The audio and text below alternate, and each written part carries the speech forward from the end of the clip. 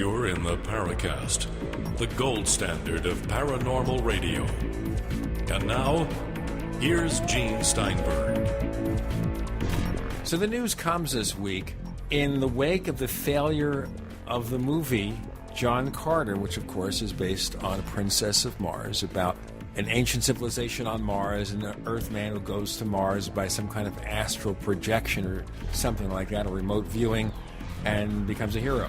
And now we learn there is a discovery, an analysis of 36-year-old data showing Martian bacteria.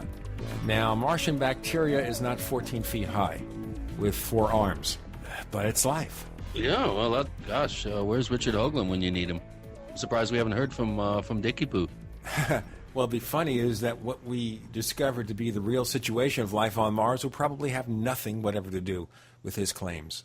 Yeah, but that is a bombshell. I mean, that, to find life on another celestial body that's big news. It really is. It really is. And it may mean that there are more sophisticated creatures under the surface of Mars. Because consider, if you're looking at the surface and you've got, little ice pockets and stuff like that, what's happening in caves? What's happening beneath the surface? Or is this, and maybe this harkens back to our discussion last week, some sort of gradual disclosure? Well, I guess the kind of jury's out on that, but wouldn't surprise me. Can believe almost anything. I'll tell you, though, that's interesting. In our forums, since Ray Stanford came on the show, we have had no end of comments in our forums. Boy, that's an understatement.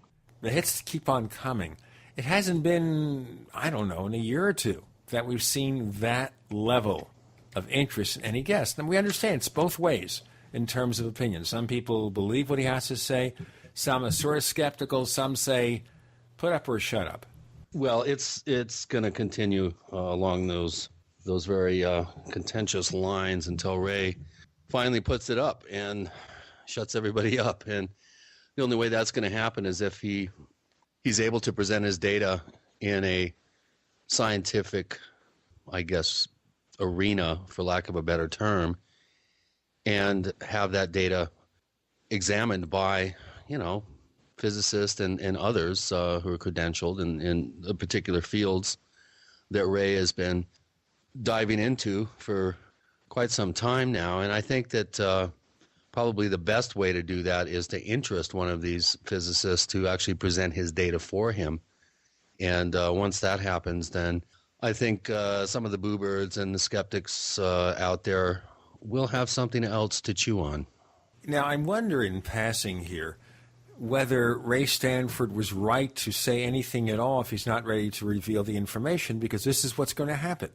People are going to say, okay, we've had claims over the years in the UFO field, in general paranormal research, about people who claim to have evidence of what's going on, really significant evidence, and they never produce. So why should we believe you unless you produce it?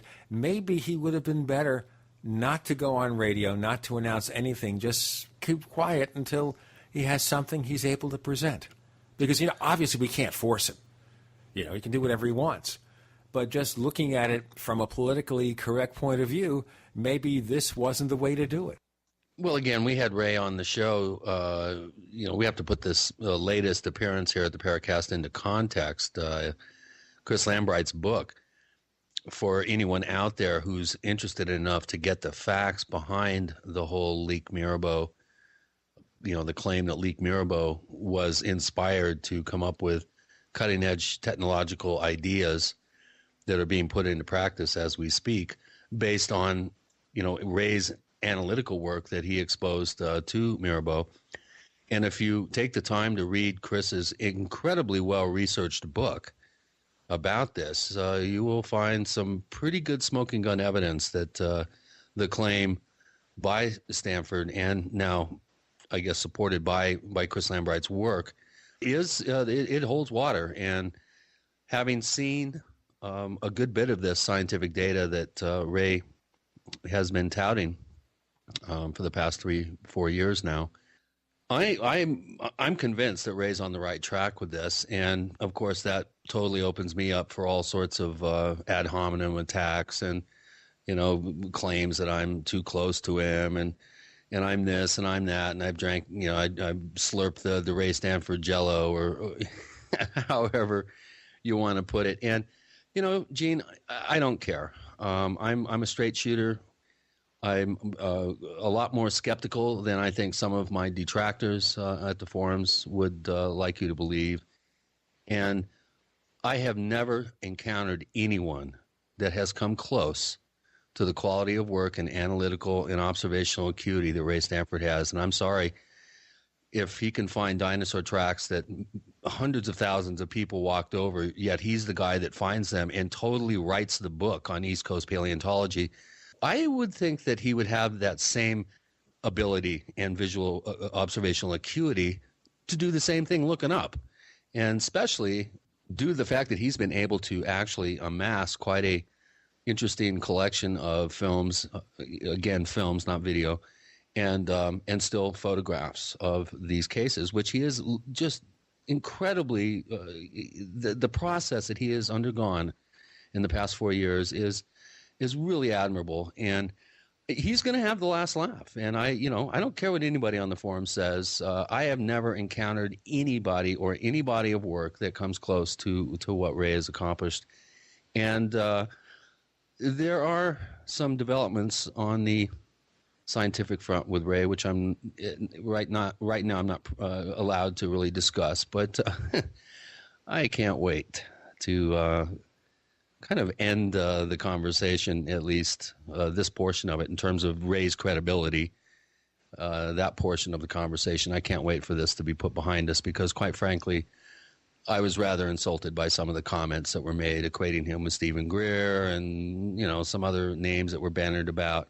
Well, one thing here, too, which we have to bear in mind, whether you believe what Ray Stanford has to say or not, he's not selling books, he's not selling swag, he's not going on a lecture tour, he's not asking for donations, he's not telling you to give me $1,000 and I'll take you on a trip to see the aliens. He's not doing a CSETI, he's not running a cult. The guy doesn't even have a website. So the point is here, and that's a big point. That's very important, because anytime you hear a claim and you have a problem with it, you look at the commercial motive. Oh, he's going to write a book, he's going to do this, he's going to cash in. He's doing none of that. No, actually what he's doing is attempting to step up to the plate and provide science, modern diagnostic science, with new insights and potentially new tools to look at very cutting edge data that his sole purpose is to help pull humanity's knowledge forward. And that's quite a testament to his selflessness in this whole arena. And people forget about that. They tend to think that there's some grand design, there's some monetary motivation, or he wants to become the next guru. What is there about just wanting to tell people what you know if you think you've got some solid information? That takes us to our guest.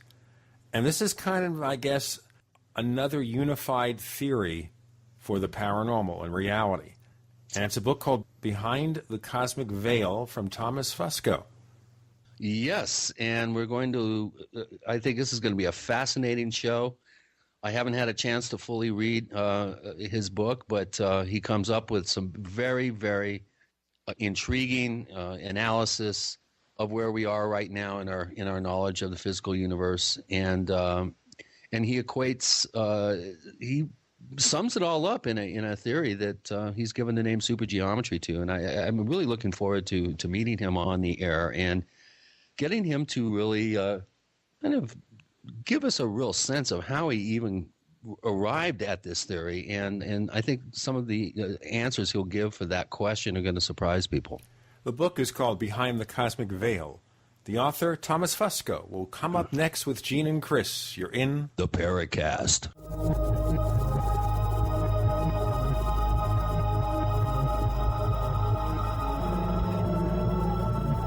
You know, we develop trust in the people we know, but we don't really know someone we can see. That's why I recommend GoToMeeting with HD Faces. It's a simple online meeting service. It's GoToMeeting by Citrix. All it takes is a webcam and a click to instantly collaborate. You can start hosting your own face-to-face online meetings today with GoToMeeting. You can try it free for 30 days. Visit GoToMeeting.com, click the Try It Free button, and use the promo code PODCAST. If you want to get your website online and you need reliable service, first-class service at the lowest possible price, there's only one place to go. Well, DreamHost has a special promotion with our show where they'll offer you unlimited disk space, unlimited bandwidth, one-click web apps such as WordPress, 24/7 support. You can save over $55. You want to know how? Go to dreamhost.com/radio, dreamhost.com/radio.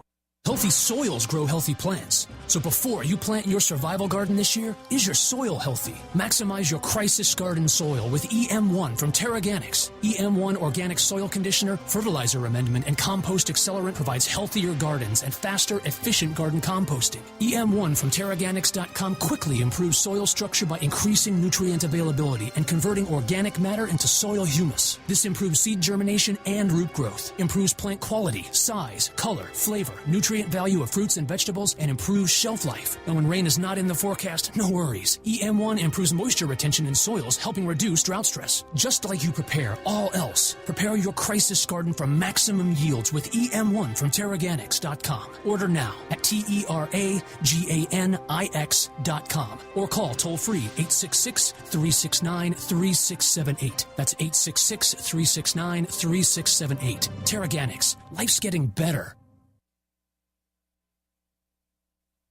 Crank up your savings at the Webb's headquarters for hand crank and solar power preparedness. 21stCenturyGoods.com. Save now on solar generators from $289. Solar lanterns just $24.95. Solar waterproof flashlights only $12.95. Cook Anywhere solar ovens from $279.95. Portable solar panels from 21stCenturyGoods.com give you the freedom to harness the power of the sun to charge your gear wherever you go. Show your patriotism with our line of solar flagpole lights. Plus, find a full line of emergency and shortwave radios, solar lanterns, and LED flashlights. And see our monthly 2-for-1 specials at 21stCenturyGoods.com. Spelled the number 2, the number 1, ST, CenturyGoods.com. Or call 866-999-8422. Spend $100 or more and get a free hand crank solar flashlight when you mention you heard us on GCN at checkout. Crank up your savings only at 21stCenturyGoods.com.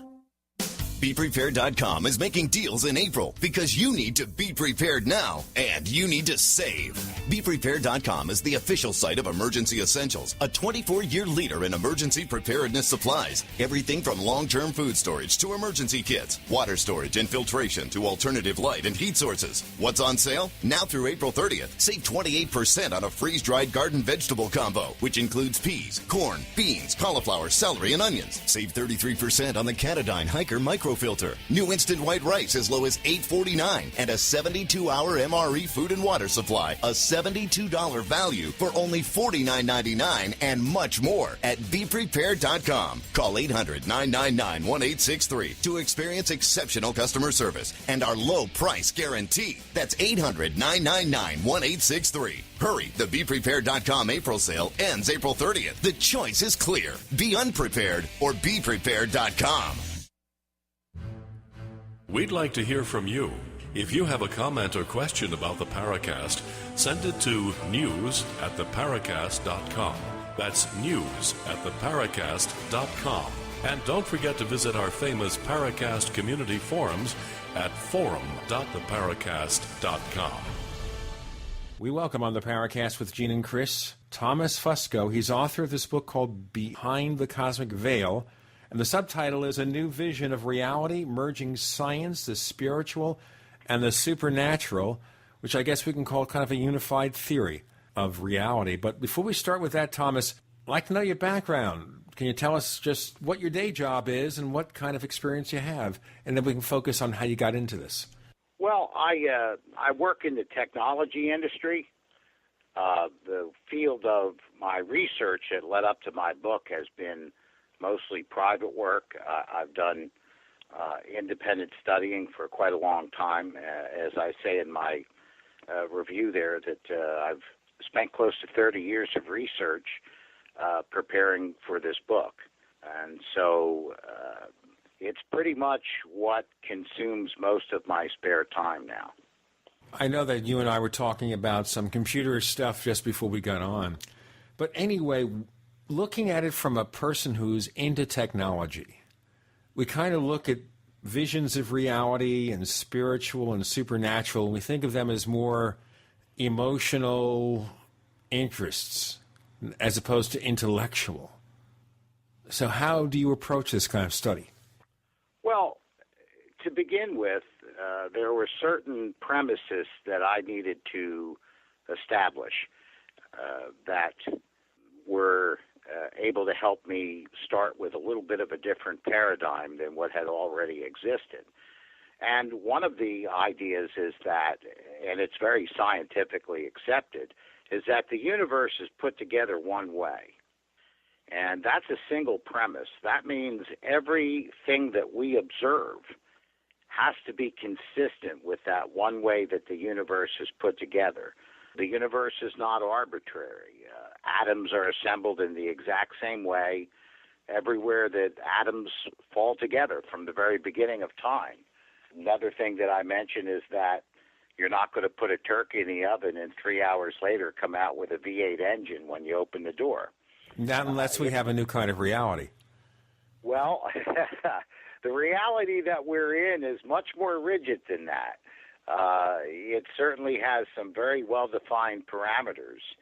The 2 atoms of hydrogen and 1 atom of oxygen combined together in a model or in a molecule under standard temperature and pressure.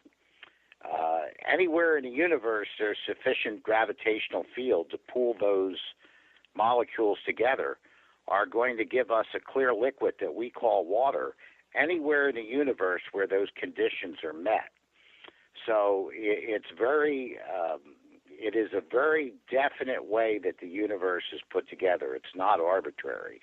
The other aspect to what you were asking is, given that, then what we see in the universe is a system which is governed and assembled according to a specific set of laws and principles. We've discovered a lot of them. There are some of them that we haven't. But we know that a system like the universe is governed by a specific set of laws and principles. What that means then is that every subset of that system must comply with those same laws and principles. A subset of a system cannot operate in a way that's contrary to or outside of the laws and the principles that govern the greater system. So when we bring it back down to the human experience, as you were asking about, what we have is the human brain. The human being itself is actually a subset of the greater universe.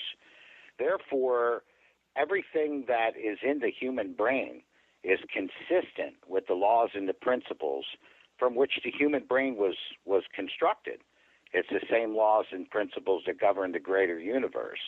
And when we begin to look at things with that kind of a paradigm, we can begin to take ideas that are emotional or experiential or mental or personal and begin to project them out, so to speak, and try to look at them in a scientific and physical way. So did you have some kind of eureka moment, an epiphany, Thomas Fusco, to say, you know what, I've got something here that maybe hasn't been put together quite this way? There were several of those types of moments for me.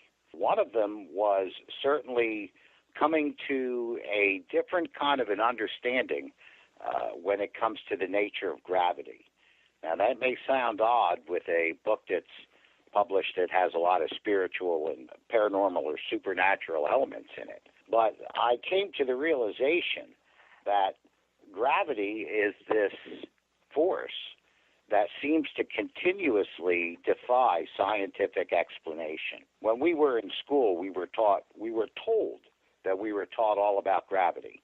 But in reality, what we were taught about was gravitational effect. We were never really taught about gravity because science doesn't have a good picture of what gravity actually is.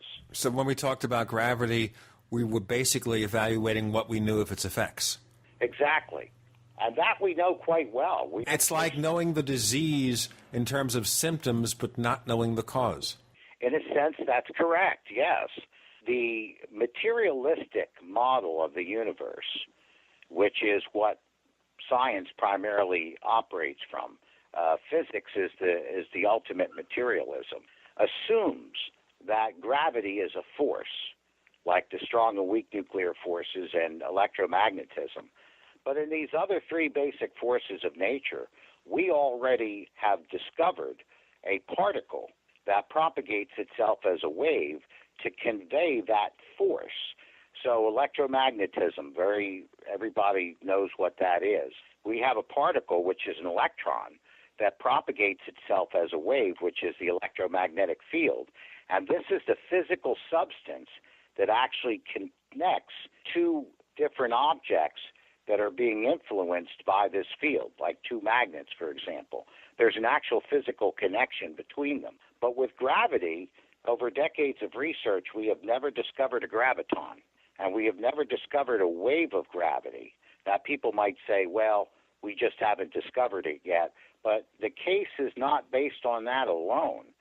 You're looking at all kinds of anomalies in terms of scientific understanding throughout history that involve gravity. When Einstein tried to mathematically represent his unified field theory, he was never able to succeed with it because he couldn't express gravity in 4 dimensions mathematically. When we try to reconcile quantum physics with general relativity, we come up with the same problem. The stumbling block is always gravity. We look at the way that the universe was formed. We shouldn't have had this incredible amount of order come out of the chaos of the Big Bang. And the belief is that it was caused by gravity, but we don't have any model that shows how that could be done. When we look at the standard model of the universe, which is what physics goes by, capital S, capital M, which lists all the particles and their interactions and forces, it's missing one key component. This is a beginning of a long discussion we're going to have, Thomas, with what he's learned and how it fits in with what we know about different paranormal phenomena. The book is Behind the Cosmic Veil. The guest is Thomas Fusco. With Gene and Chris, you're in the Paracast. Are you tired of searching for great talk radio? Something more important. Search no more. We are the GCN Radio Network.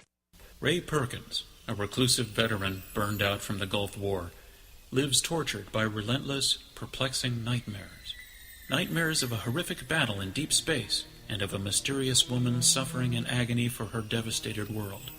A woman not yet born, calling across centuries to him. Then, a coincidence leads him to his destiny, his chance to alter the universe. Attack of the Rockoids. The former fiction editor for Star Wars and Indiana Jones, Robert Simpson, writes, "The soul of the novel Attack of the Rockoids lies in its heart and passion for building a convincing tale of a love that spans the galaxy. A thrilling story. Attack of the Rockoids is available now. Read a sample chapter and get a special discount off of the cover price at our website, rockoids.com. That's ROCKOIDS.com. Attack of the Rockoids, a novel in the grand science fiction tradition.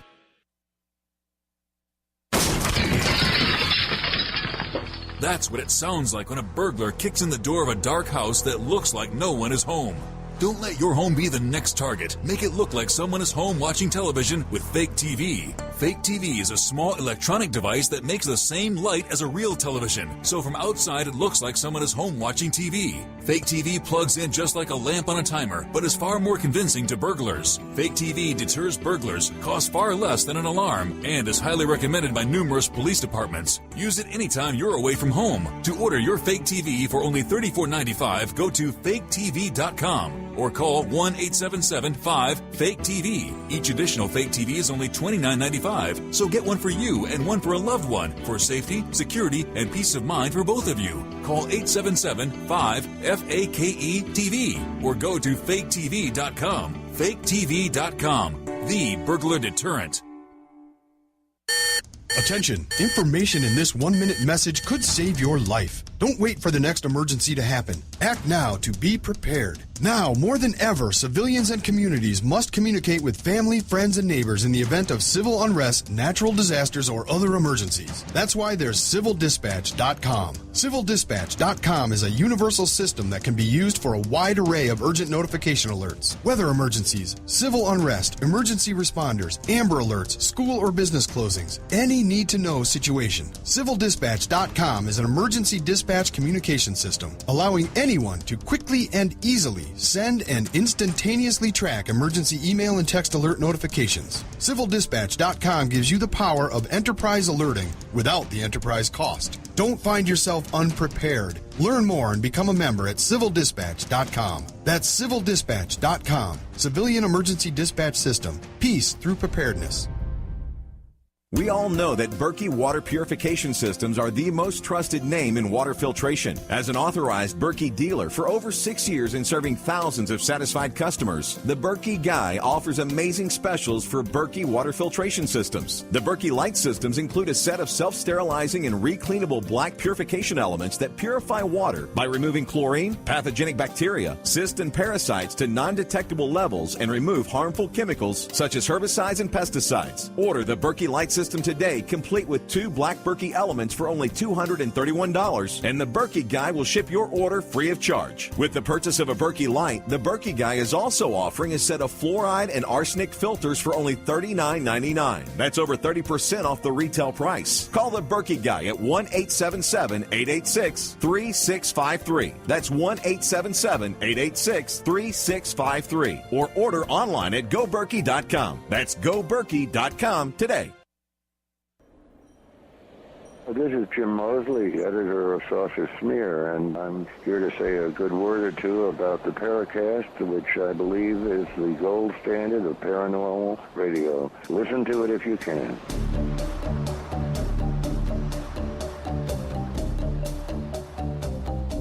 We have Thomas Fusco. The book is called Behind the Cosmic Veil. And as you can see, listeners, this is not something where we talk about something that involves a spiritual interpretation, but something that's really nuts and bolts, it sounds like to me. So let me ask you something here. I realize you haven't read a book by this particular person. There's a paranormal investigator who's no longer with us, John Keel, and he's written a number of books, including The Mothman Prophecies, which was made into a movie starring Richard Gere, but this is the book it's based on. He once talked of God being a computerized intelligence that might be insane.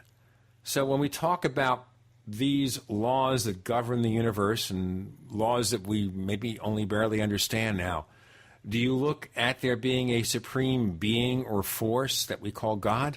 Well, again, with my particular new paradigms that I introduce in my book, one of the ideas, again, goes back to what I was talking about with a subset of a greater system which cannot operate in a way that is contrary to or outside of the laws and principles that govern that greater system. Now, normally when we think of ourselves personally, we human beings are very egotistical and egocentric. For some reason or another, we get this belief that the reality beneath our skin is somehow different than the reality outside of ourselves. But scientifically speaking, that's not possible. So what I say to that is this. We, on our planet, we know that we have life. Human beings are alive. There's all kinds of living creatures here. So how could the universe have produced something that was contrary to or outside of its own nature, so to speak? So just the very fact that we have life means that the universe itself must also have life. It could not produce something greater than what it is itself. So if we go to the intelligence question, we human beings are intelligent.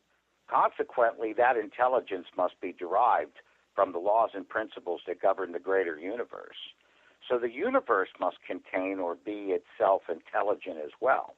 Now that brings us to a greater question. Where did universal intelligence come from? And so you could take the materialistic point of view and try to figure out what physicists have never been able to reckon, how the universe established its own intelligence, its own order, or you have to accept that the order by which the universe conformed to had to come from something that was outside of or greater than that universe. And so in this instance, when you look at it this way, the idea of an intelligent creator actually makes more sense than the atheistic materialistic viewpoint. Well, you bring up a really interesting point, Thomas, and this is something that I've always kind of puzzled over. It's like a science demands such rigorous standards of proof about pretty much anything that they're investigating in the material sciences and in just basic science. But one thing I've never been able to figure out is how they can somehow justify the whole idea of the Big Bang. I mean, it's almost like they're saying, give us one miraculous event, and then all other miraculous events you got to prove. Yet the very basic principles that they study to try to come to grips with the whole process of the Big Bang requires a suspension of disbelief, and you need a miracle in order to explain that. Well, science is limited in the way that it approaches things. And again, this is something that many lay people are not quite familiar with. Scientists, whether they're physicists or botanists or whatever, they don't really need to know why a thing happened. Science is very, very practical. All they need to know is how it happened. So, for example, when we look at the very weird quirkiness that we see in the subatomic world that is called quantum physics or quantum mechanics, physicists don't feel obligated to explain why the universe behaves this way. All they need to know is that it does behave this way, and they can experimentally demonstrate it, and they can quantify it and qualify it. So when it comes to the Big Bang, they can trace back movements of the various astronomical bodies that we see in the universe, and we can see that they've all spread out from a particular point. There's other points of evidence that give us this idea that everything was once a singularity that exploded. But they feel no need to explain why that occurred. And so this is where science actually ends and where philosophy and religion have traditionally filled in that particular blank. Let's look at some of the things that relate to our little corner of the world here because of the fact that you did bring up paranormal UFOs. So I'm going to run into UFOs very quickly here, or maybe for an extended period. And that is, okay, so looking at this overarching reality, where do UFOs fit in? Or is it just, ET comes here and obviously we have different levels of advancement around the universe? Well, I think the first step, and this was one of the other gestalts, as you might say, that I came to a realization, is that in dealing with the paranormal, whether it's UFOs or more specific, a lot more of my study had to do with the kind of paranormal events that happen in a haunted house. We have traditionally looked at it from what I would call a criminologist-centric point of view. You're going to have to explain that. Yes. What I try to do is I try to compare paranormal research to the investigations of a police force, for example. And they have a criminologist unit, but they also have a forensics unit. And unfortunately, because we've been almost completely blind as to the physics of paranormal itself, everybody has concentrated on the criminology, quote-unquote, whodunit. For example, in a paranormal haunting, the predominant thinking is consumed with the idea of spirits and ghosts. They're consumed with the criminology of it, but they have almost no forensics to figure out exactly who done it, did it. Now, when we look at UFOs, we see the same kinds of things going on. that the thinking is predominantly centered around who done it, whether it's a black ops type of a thing, whether it's our own technology, or whether it's aliens from other worlds. This is predominantly what the focus is. But what I try to concentrate on is on the forensics itself. So when I talk about UFOs or haunted houses, I try to make that distinction. I want to take the aliens out for a moment. I'm not saying that they're not valid. And in the haunted houses, I want to take the ghosts out for a moment. And that helps clear your head to see the actual physics of what's going on. Well, okay, but it sounds like a general description here. But do we think of UFOs as being something more than just craft? I'm not really understanding this. Okay. Well, you had asked me about what I thought about UFOs, and you had mentioned the idea of alien craft coming from another location, so to speak. And what I'm trying to say is that what we need to do is set that kind of thinking aside first and just look at the physical phenomena itself. And then we can begin to draw some conclusions on that, and from that we can take that body of understanding and try to join it with various types of criminology scenarios and see what fits. Okay, well, let's start to do that in our next segment. We have Thomas Fusco, author of Behind the Cosmic Veil. You're with Gene and Chris. You're in the Paracast.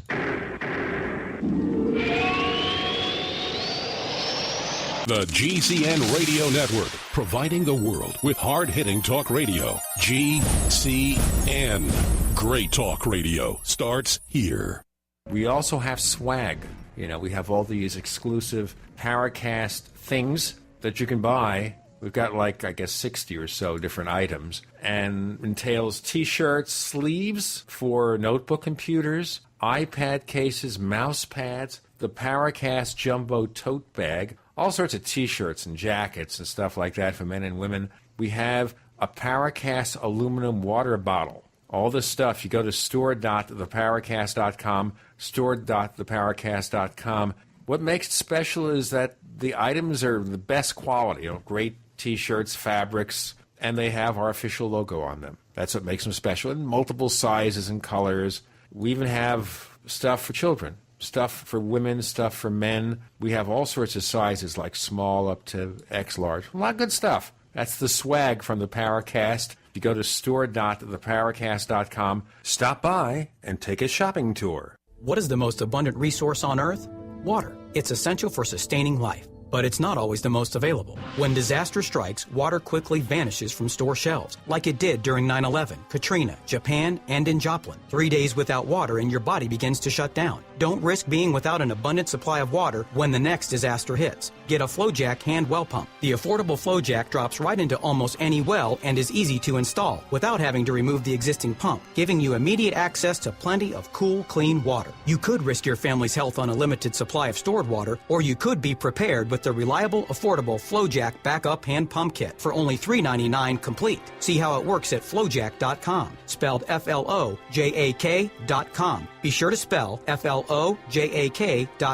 or call 855-4FLOJACK, 855-4FLOJACK. That's 855-435-6525. Proudly made in America. FlowJack hand well pumps. Peace of mind in a box. You may snicker when you hear this message, but you won't laugh after you experience the best-kept health secret ever, camel milk. Camel milk is loaded with health benefits far superior to other milk.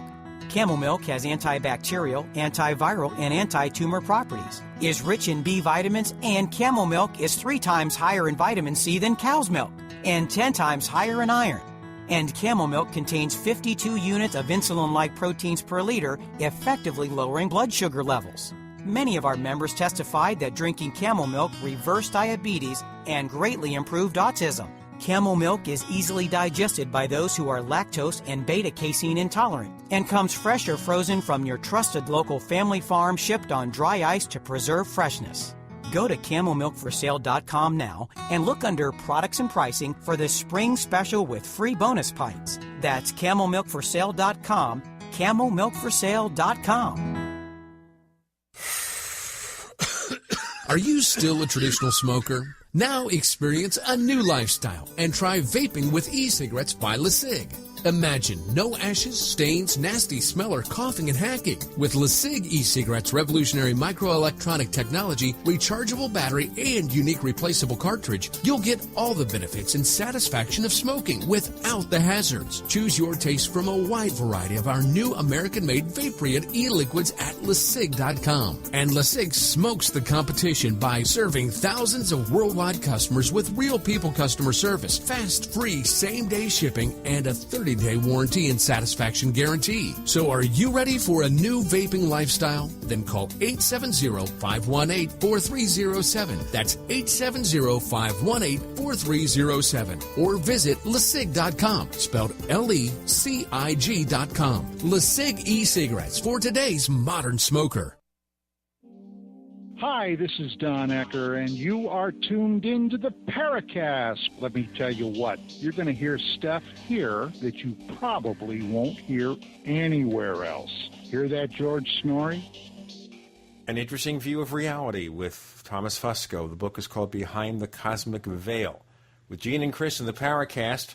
So, okay, let us dissect the effect of UFOs, as you defined it in our previous segment, and see where we take it. Yes, okay. Let's just take a look at what we see physically, because what we are seeing in these UFO observations has to fall under the category of being a physical effect. If it was not a physical effect, we would not be able to observe it. We would not be able to see anything, because there wouldn't be any kind of a physical effect interacting with photons that would bounce off of that and enter into our eyes or our cameras or recording equipment to be able to capture the images of these things. And if you can see where I'm coming from, I'm looking at it, I'm really cutting it down to the understanding of first grade, kindergarten, very elementary. Well, that's the kind I understand, okay? Yeah, Thank you for agreeing with me. Yes, we too often jump beyond that, and oftentimes we miss the obvious by doing that. So when we look at UFOs, for example, we can see a number of different characteristics that they seem to share. One of the things is that when they look like craft, they are not constructed according to typical aerodynamics that we're familiar with. So we know that they do not operate in a way that aerodynamics does, like a bird. Well, specifically, why don't we define that further? Exactly what way don't they operate according to traditional aerodynamics? Yes, in other words, every way that we know how to affect flight on a macro level, on a level that's large enough to produce something that's the size of these particular objects, all has to do with the aerodynamics of lift and propulsion. We have to propel an object that is constructed in such a way so that its wings, or whatever its structure is, allows the lift of the air to suspend it up, like the shape of a wing, like a bird. All these kinds of different flying objects that we're familiar with all work on this idea of aerodynamics accompanied with propulsion. Well, these objects that we see, what we call UFOs, are not aerodynamic. They don't have a structure that provides that kind of lift, and at the same time, there is no visible means of propulsion. So we know, number one, by looking at them, that they are not designed according to normal aerodynamic physics. There is something else going on with them. Another observation that we see is that we do see them move without any visible or detected means of propulsion. And so that's another aspect of UFOs that we have to take into account. Now, I'm going to jump for a second and go to a haunted house. In poltergeist activity, we see this exact same thing. We see objects that move without any aerodynamics, and no means of propulsion. So the resemblance here is both seem to be violating what we understand to be the normal laws governing these effects. Yes, not so much, let's say, violating. Let's just say that they are not consistent with known aerodynamic and propulsion principles. I wouldn't say they violate those principles because they're not even operating according to those. Yeah, it's nonconformity, basically. Yes, yes. So clearly something is going on that makes them unidentified or paranormal. Now, another thing that people observe is that they observe sometimes these objects, these UFOs, they actually change shapes. And when we see apparitions and those different types of visible phenomena in haunted houses, we see the exact same thing. We see UFOs that seem to pop into physical presence and then disappear. In haunted houses, we see the exact same kind of phenomena. Now, that leads to the other question here. Is it possible that UFOs are simply not obeying what we understand to be the laws of flight simply because they're designed by another civilization and they've reached to a different level than what we understand? I mean, at one point, heavier than aircraft seemed to be impossible. Yes, but I would put aside for the moment the idea that it has anything to do with a alien civilization as being a cause. Why? Because it doesn't allow us to clearly see what we need to focus on, which is the other half of what you said, which is something about advanced technology or exploiting laws of physics that we don't understand yet. But why would that not be? Why wouldn't they be originating from some advanced civilization? Oh, they very well might. What I'm trying to do, and this is what has made my work so different than everything that's come before it, is that I've set the criminology aside for a moment.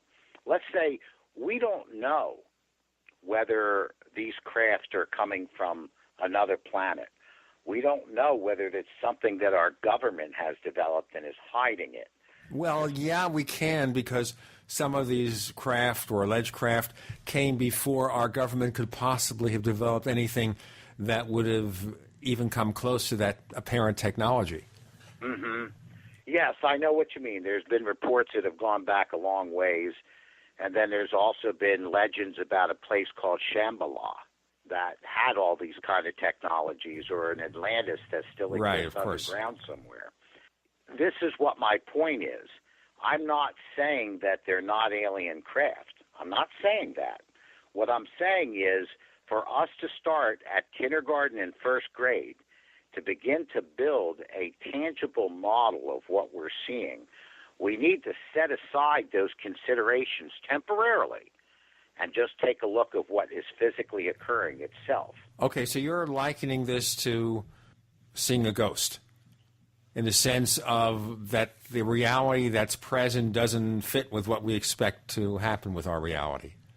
Yes and no. I'm likening it to what's observed in paranormal hauntings in a haunted house. I'm not likening them to a ghost. Do you see the difference? Okay.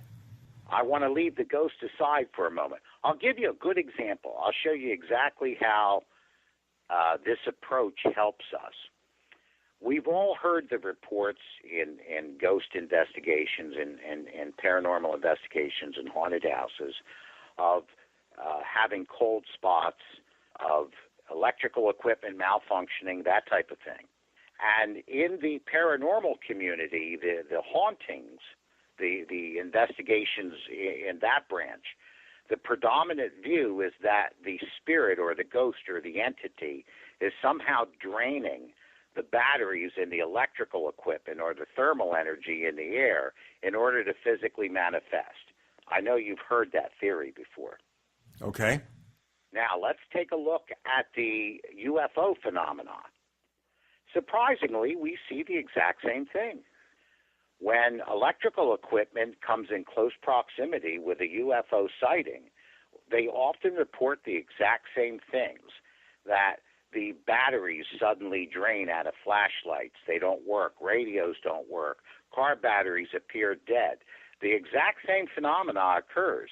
But in the UFO field, no one would ever imagine that the UFO is draining your ever-readies out of your flashlight in order to physically manifest. They were just thinking of it as some kind of field generated by the craft that's part of their propulsion system. That's right. But now in the paranormal, here's what's funny. Here's my point.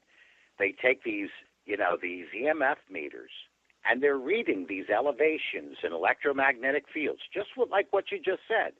And then they see the malfunctioning of the electrical equipment, but because they got the criminology, they got the ghost stuck in their head, they can't even see what's happening in front of their own eyes.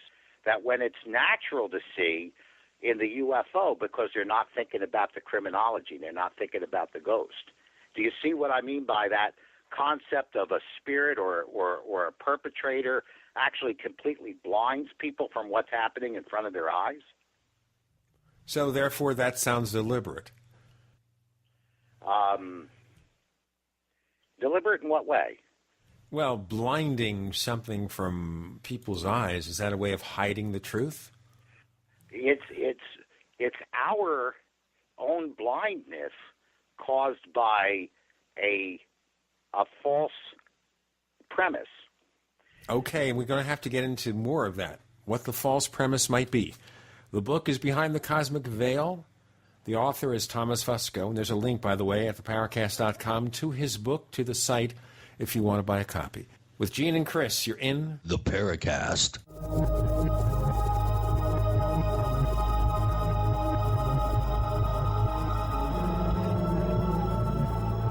America's #1 source for independent talk radio for over a decade.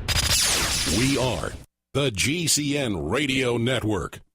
Hi, this is Ted Anderson. If you'd like to listen to GCN programs on the go, I have great news. GCN has created a Droid and iPhone application, and it's free. Just as easy as going to GCNlive.com, click on the banner, and download. Before you know it, you'll be listening to your favorite hard-hitting GCN shows, live or on demand, right on your Droid or iPhone, 24/7 and on the go. So download the Droid and iPhone app free by clicking on the banner at GCNlive.com. Thanks again for listening to GCNlive.com. Again, that's GCNlive.com. Hi, this is Ted Anderson. Have you ever wondered why banks, stockbrokers, investment advisors won't talk about gold IRAs? They've been available since 1986, yet the financial industry won't recognize the value of gold for your retirement. Gold has outperformed paper investments, yet no word about IRAs. If you would like to have gold for your retirement, call 800-686-2237. Don't get left behind by rising inflation and low returns. Call 800-686-2237. Secure your future and call 1-800-686-2237.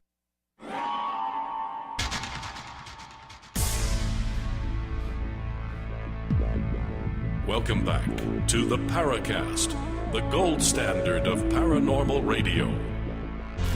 And now, here's Gene Steinberg. I want to give this special thank you to Blue Sky Music because they're responsible for the opening and closing theme for the Paracast. That's blueskymusic.com. Once again, blueskymusic.com. They do great work. The book, Behind the Cosmic Veil, a new vision of reality merging science, the spiritual and supernatural. Thomas Fusco is the author, with Gene and Chris on the Paracast. As we come close to the end of our first hour, we were trying to define not so much what we see about UFOs, but maybe understand the cause and how it relates to other phenomena. And Thomas was expanding on some fascinating ideas. Go ahead, please. Okay. One of the points I wanted to make to the audience, and sometimes people misunderstand me when I go down this particular line of reasoning, it begins to sound to them like I'm proposing a theory that ghosts or spirits don't exist or aliens cannot possibly exist. It's not that at all. I don't deny the existence of any of those things. What I'm trying to do is to get them out of our thinking for a moment and just focus on what the physical observations are and what physics can tell us about those physical observations. Then once we establish that, then we can begin to talk more about who done it, about who or why might be responsible for what's behind these phenomena. But again, I guess what I don't understand is why assume they're not separate? Even if they may have some similarities on the surface, why not assume that ET sends UFOs and dead people bring spiritual apparitions? The problem is that it doesn't allow us to study the physics of the events objectively. I'll give you an example. Let's go back to that crime scene type of an idea where, let's say, a murder has been committed. A police force goes out and they see a body laying in a house somewhere with a hole in its head. That person's dead. And they find the perpetrator. They actually ascertain who did it. They ascertain the whys, what the motivation was, why they chose that victim, that time, on and on and on. That's all the criminology. Now, you put those things together, and just by that alone, can you tell me how the criminal put a hole in the victim's head? Well, I gather it's going to be difficult. But you'd have to know what he used to put the hole. Did he use a gun? Did he use an electric drill? Well, the point I'm trying to make is, and you can see this, is that just putting the event together with the perpetrator does not tell us the physics of how the crime was committed. Now, we say, oh, a gun. Okay, electric drill. We understand that. You know, we understand the physics of a gun and of an electric drill. But if you step back for a minute and take an objective look, we don't understand in paranormal phenomena what the gun is, what the drill is. And so just coming up with the whodunit that spaceships or UFOs are from aliens and hauntings are from ghosts doesn't tell us how it's being done. It doesn't tell us anything about the physics of the events themselves. Do you see what I mean? Yeah, and also I think what you're also pointing out is that people tend to jump to conclusions and they assume causality based on their own front loading and their own belief systems, and that tends to cloud the picture, and that's what I'm getting from what you're saying. Absolutely.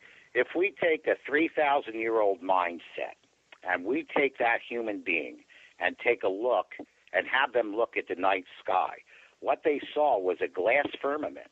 They saw a glass sphere with holes punched through it and a light from the other side shining through those holes. The objects that moved by themselves, so to speak, against the background, which would have been the planets, they were all in their own crystalline spheres. This is basically the Aristotelian model of the universe, the old one. Now, today, when any of us educated look out into the night sky, we see something completely different. And yet our eyes are receiving the same kind of light information that the 3,000-year-old person did. So that's the point I'm trying to make. Paradigms make a huge difference with how we understand what's going on. And when we start thinking about ghosts right away or aliens right away, it makes us jump the gun, and we don't do all the intermediate steps that are necessary to get us to that point. Saying then that we need to understand what's going on here before we could look at the cause. Before we could look at the perpetrator, yeah. You know, we could have compounds. Let's say if you have two compounds that combine together in liquid to create a red color in the liquid under heat. That could occur in a volcano. It could occur in a test tube.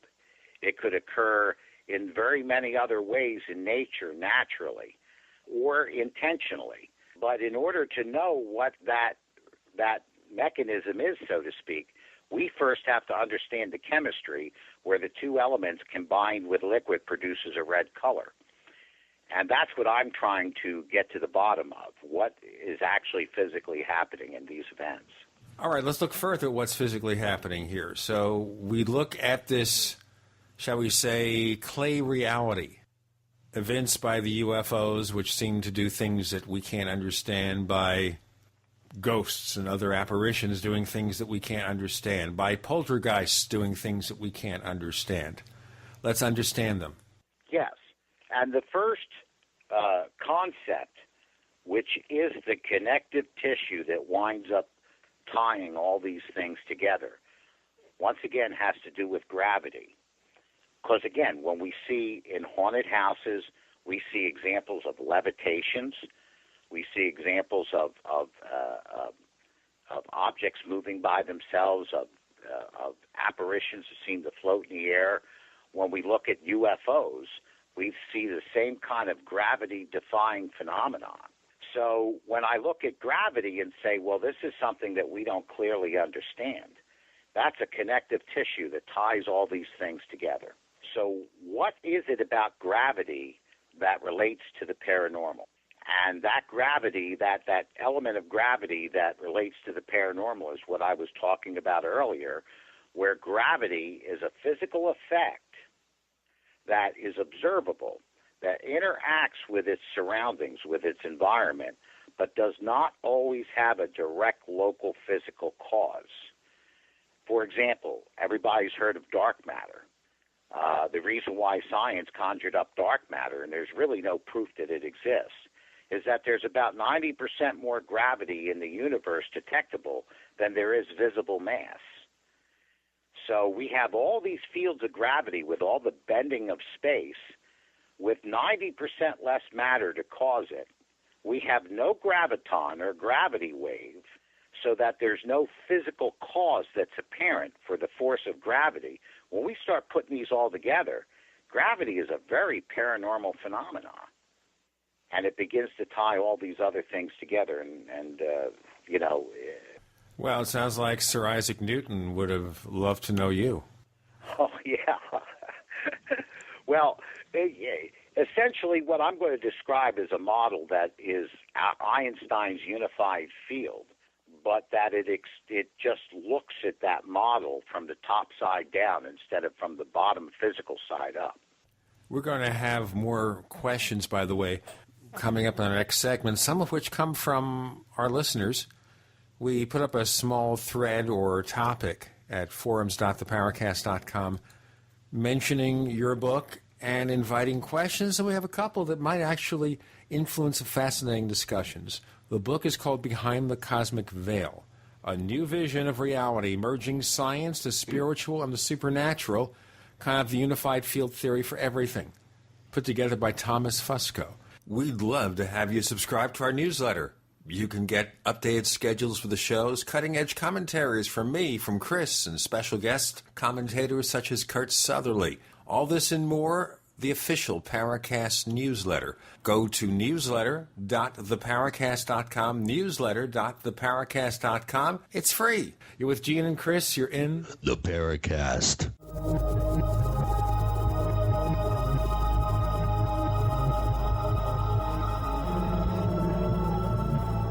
So here's what happened. I was placing an order online. The site went down. It just stopped responding. It took hours before it returned, but I'd already placed the order with another company. If your site goes down, you could lose business. And if you have a business or personal site, you'll want to know it's easy to run and it will stay online. At iWeb, your site is hosted on one of the most reliable networks in the world. Check it out. iWeb.com. That's iWeb.com. You expect professional service from your doctor, your accountant, and even the girl who takes your morning coffee order. Why not from your domain registrar, too? Namecheap.com provides stellar service with no sneaky upselling. We offer more features and security options for your website than there are ways to order a latte. And new domains come with a WhoIsGuard to protect your personal info. At Namecheap.com, you can get your domain for as low as $2.99. Now is a great time to get to know Namecheap.com. Meet Jerry D. Hi. Jerry and his family, like you, are very concerned about world conditions and have gathered many emergency preparedness items, including turtle tough shelters. We have added 2 24-foot turtle tufts to our supplies and feel very secure knowing our large family is ready for whatever the future may bring. Turtle tough shelters are not tents. They are permanent yet portable 4-season geodesic frame shelters that are as strong as a cabin at a fraction of the cost and are easy to set up, take down, and move anywhere. Available in 2 sizes. Get your Turtle Tough shelter and accessories included at TurtleToughShelters.com. That's Turtle, TUFF Shelters.com. Or call 801-623-3288. That's 801-623-3288. or see them online at turtletoughshelters.com. Turtle Tough Shelters, your all-season home away from home. In an emergency situation, would you drink contaminated water? You could if you had the amazing LifeStraw from MyPatriotSupply.com. LifeStraw is the most advanced personal water filter available today. It filters contaminated water from almost any source. LifeStraw is lightweight and compact, perfect for hiking, camping, or in an emergency like a flood. LifeStraw is easy to clean, comes with a 1-year warranty, and has been used worldwide since 2005. Get the amazing LifeStraw personal water filter at MyPatriotSupply.com. Plus, check out Survival Seed Vault, 20 seed varieties for only $37.95. Tatler canning lids, long-term storable foods as low as $69.95, and much more at MyPatriotSupply.com. Enjoy stress-free shipping on all orders over $49. Call 866-229-0927 or visit MyPatriotSupply.com. That's 866-229-0927. MyPatriotSupply.com for emergency preparedness, self-reliance, and food independence. Don't answer it!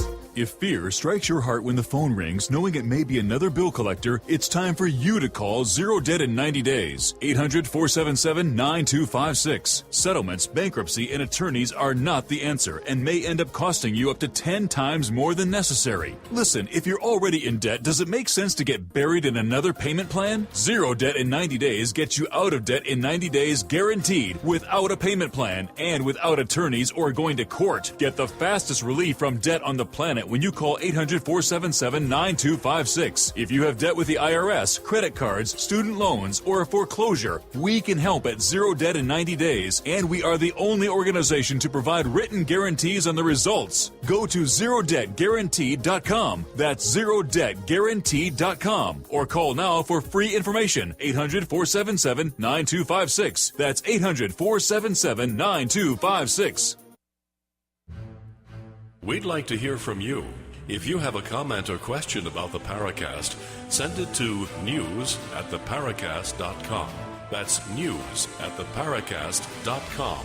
And don't forget to visit our famous Paracast community forums at forum.theparacast.com.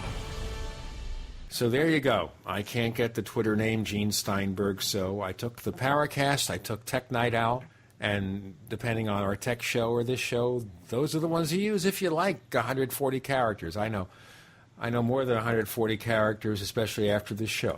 We have Behind the Cosmic Veil, the book, Thomas Fusco, the person, Chris O'Brien, the co-host, with a question from one of our listeners. Oh, Thomas, we were just talking about in the last segment about dark matter, and there's some question now. I mean, I've been reading recently that the whole theory of dark matter and in zero-point energy as an offshoot of that. I do have a question that dovetails nicely to the last segment, and it comes from one of our new posters, Polterwurst from Germany, and it involves dark matter. Thomas, do you think dark matter is still nothing but a theory? Are scientists working on alternative theories that don't include the greater part of the matter in the universe being entirely invisible to us? Here's the fundamentals of the idea of dark matter. And this is one of the problems that we get into that is a modern tendency of the scientific community to present theory and speculation to the general public as if it's established fact.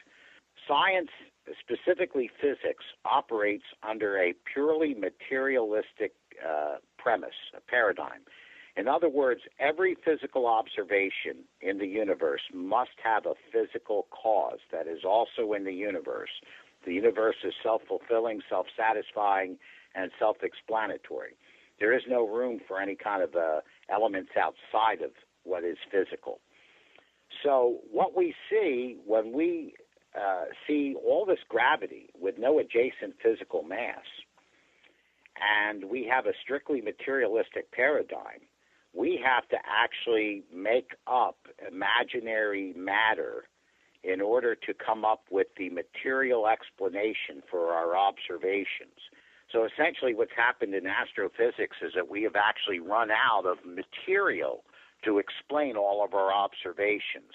And dark matter is a material that was made up. It was just conjured in order to explain why there is a lack of material or to fill in the blank where there is a lack of material to explain all the gravity we observe.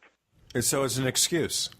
It is a theory, and that's all it is. And it's not a real tight theory at that, because we can't explain how a particle that would be so massive, and when I say massive, I'm speaking in the scientific term, so massive that it would provide 90% of the gravity in the universe, and yet it is completely undetectable by the tiniest particle or wavelength that we could use. When you really get down to it, it's almost comical. But when you are a materialist and you have no other paradigm but materialism, it's the only game in town. You have to make up material to explain what you observe. I guess then what about black holes? Now, black holes are still under debate. Again, what's been presented for public consumption is the classical or the Hawking's model of black holes. But there's about 6 of them out there that are all very viable, that all have very good arguments to defend them. But not only the classical model, but all these other alternative models all have some shortcoming. Their model for black holes all violate some other essential physical laws that we know are true. So we really don't know what black holes are.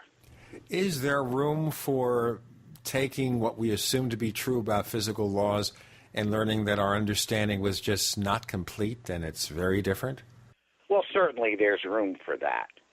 But there's also, when we're talking about gravity, this is where it's different. That everywhere in physics that we have approached gravity, mathematically, conceptually, paradigm, physical experiments, we keep coming up with goose eggs. And so that's a clear evidence in my mind. It is an accumulation of evidence that our basic paradigm concerning gravity is absolutely incorrect. Chris, why don't we push a follow-up from you? Okay.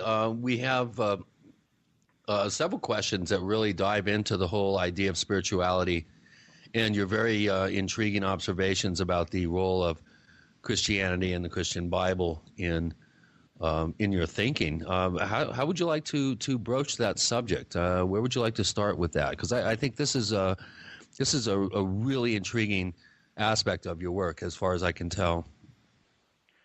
Well, when we come into spiritual elements, we are considering aspects of reality that are not physical. In other words, they are not contained within the realm that is defined by space, time, matter, and energy. So if we can take physical or spiritual elements and create a model by which we can predict and answer certain questions about what we see in the physical, then we have a working model. Yeah, that'd be huge. And this is what I've come up with. Let's take from the biblical standpoint, for example. Let's assume for a moment, let's assume for a point of argument that there is a God, a creator. And furthermore, let's make a second assumption that the biblical description of the nature of God is fairly accurate, that he is eternal, he's all-knowing, he's all-seeing. Within him there is no variations or differences whatsoever. Now, if you take a being like that and consider, well, let's say this being is going to try to create a universe that is the exact opposite of that nature. It had a beginning. As most astrophysicists believe, it will have some sort of an end. Everywhere in the universe we see expressions of differences, both spatial and temporal. We see elements that combine and recombine and build up and break down. We see living things live and die. It's a complete opposite nature of what God is described as. So if a God was going to make a universe like that, the first thing he would have to do is create a realm outside of himself that was separate from it. that was able to sustain things that are spaced and timed. We know mathematically in physics, anytime we bring the physical universe or any element up to a mathematical representation for infinity, that the physical just simply dissolves. It's just gone. So they have to be two distinct realms. So that would be the first thing. The second thing is, if God is a pure substance, if there's no change or variation in him, where is he going to derive the differences that are necessary to create dimensions that are all expressions of differences? Spatial dimensions are differences between here and there. I'll tell you what, we have this announcement from Here and There to present. Thomas Fusco is our guest. With Gene and Chris, you're in the Paracast.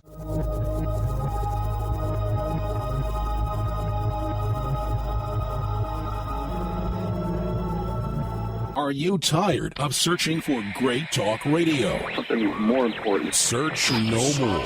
We are the GCN Radio Network. Ray Perkins, a reclusive veteran burned out from the Gulf War, lives tortured by relentless, perplexing nightmares. Nightmares of a horrific battle in deep space and of a mysterious woman suffering in agony for her devastated world. A woman not yet born, calling across centuries to him. Then, a coincidence leads him to his destiny, his chance to alter the universe. Attack of the Rockoids. The former fiction editor for Star Wars and Indiana Jones, Robert Simpson, writes, "The soul of the novel Attack of the Rockoids lies in its heart and passion for building a convincing tale of a love that spans the galaxy. A thrilling story. Attack of the Rockoids is available now. Read a sample chapter and get a special discount off of the cover price at our website, rockoids.com. That's ROCKOIDS.com. Attack of the Rockoids, a novel in the grand science fiction tradition.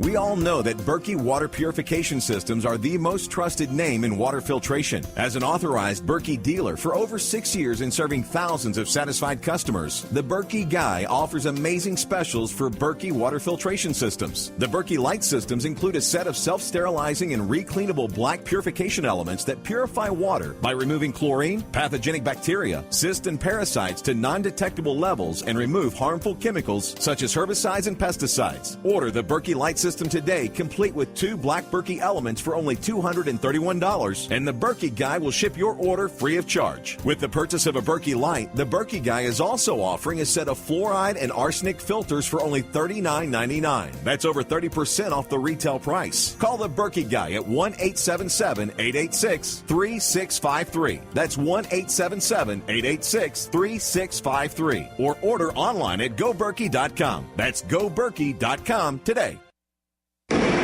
Hi, I'm Mark Craighead, founder of Crossbreed Holsters. I designed our top-selling holster, the Super Tuck Deluxe, to solve the problems of being poked, pinched, and gouged while carrying concealed. The Super Tuck Deluxe is the most comfortable, most concealable holster on the market today. We offer a 2-week free trial and a lifetime warranty. Visit us at crossbreedholsters.com. Don't forget, crossbreedholsters.com. In a coming-apart world, you need something to keep it tied together. That something is Atwood Rope, the highest quality rope made in the USA, from exotic braids for military, rescue, arborists, shipyards, tow line, or boating. Quality rope at affordable prices you and your customers can depend on. Find a dealer or shop online at atwoodrope.net. Enter promo code RADIO to receive 100 feet of 550 paracord free with purchase. Atwood Rope, working to keep the world tied together. Iodine protection packs from hempusa.org are now in stock for immediate delivery worldwide. Our iodine protection packs include microplant powder, green life kelp, red palm oil, and our clear roll-on iodine that will feed the body the iodine it needs. All iodine protection packs are in stock. Save you money and ship for free in all 50 states. Visit hempusa.org or call 908-691-2608 today. HempUSA.org has a revolutionary wonder food for detoxing the body and rebuilding the immune system. Microplant powder can help unclog arteries and soften heart valves while removing heavy metals, virus, fungus, bacteria, and parasites. Plus, it cleans and purifies the blood, lungs, stomach, and colon. Keep your body clean with Microplant powder. Visit us at HempUSA.org or call 908-691-2608 today.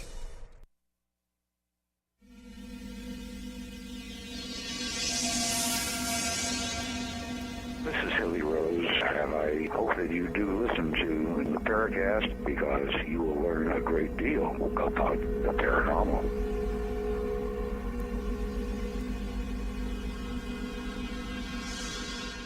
With Gene and Chris in the Paracast, Thomas Fusco's here looking at a new concept of reality.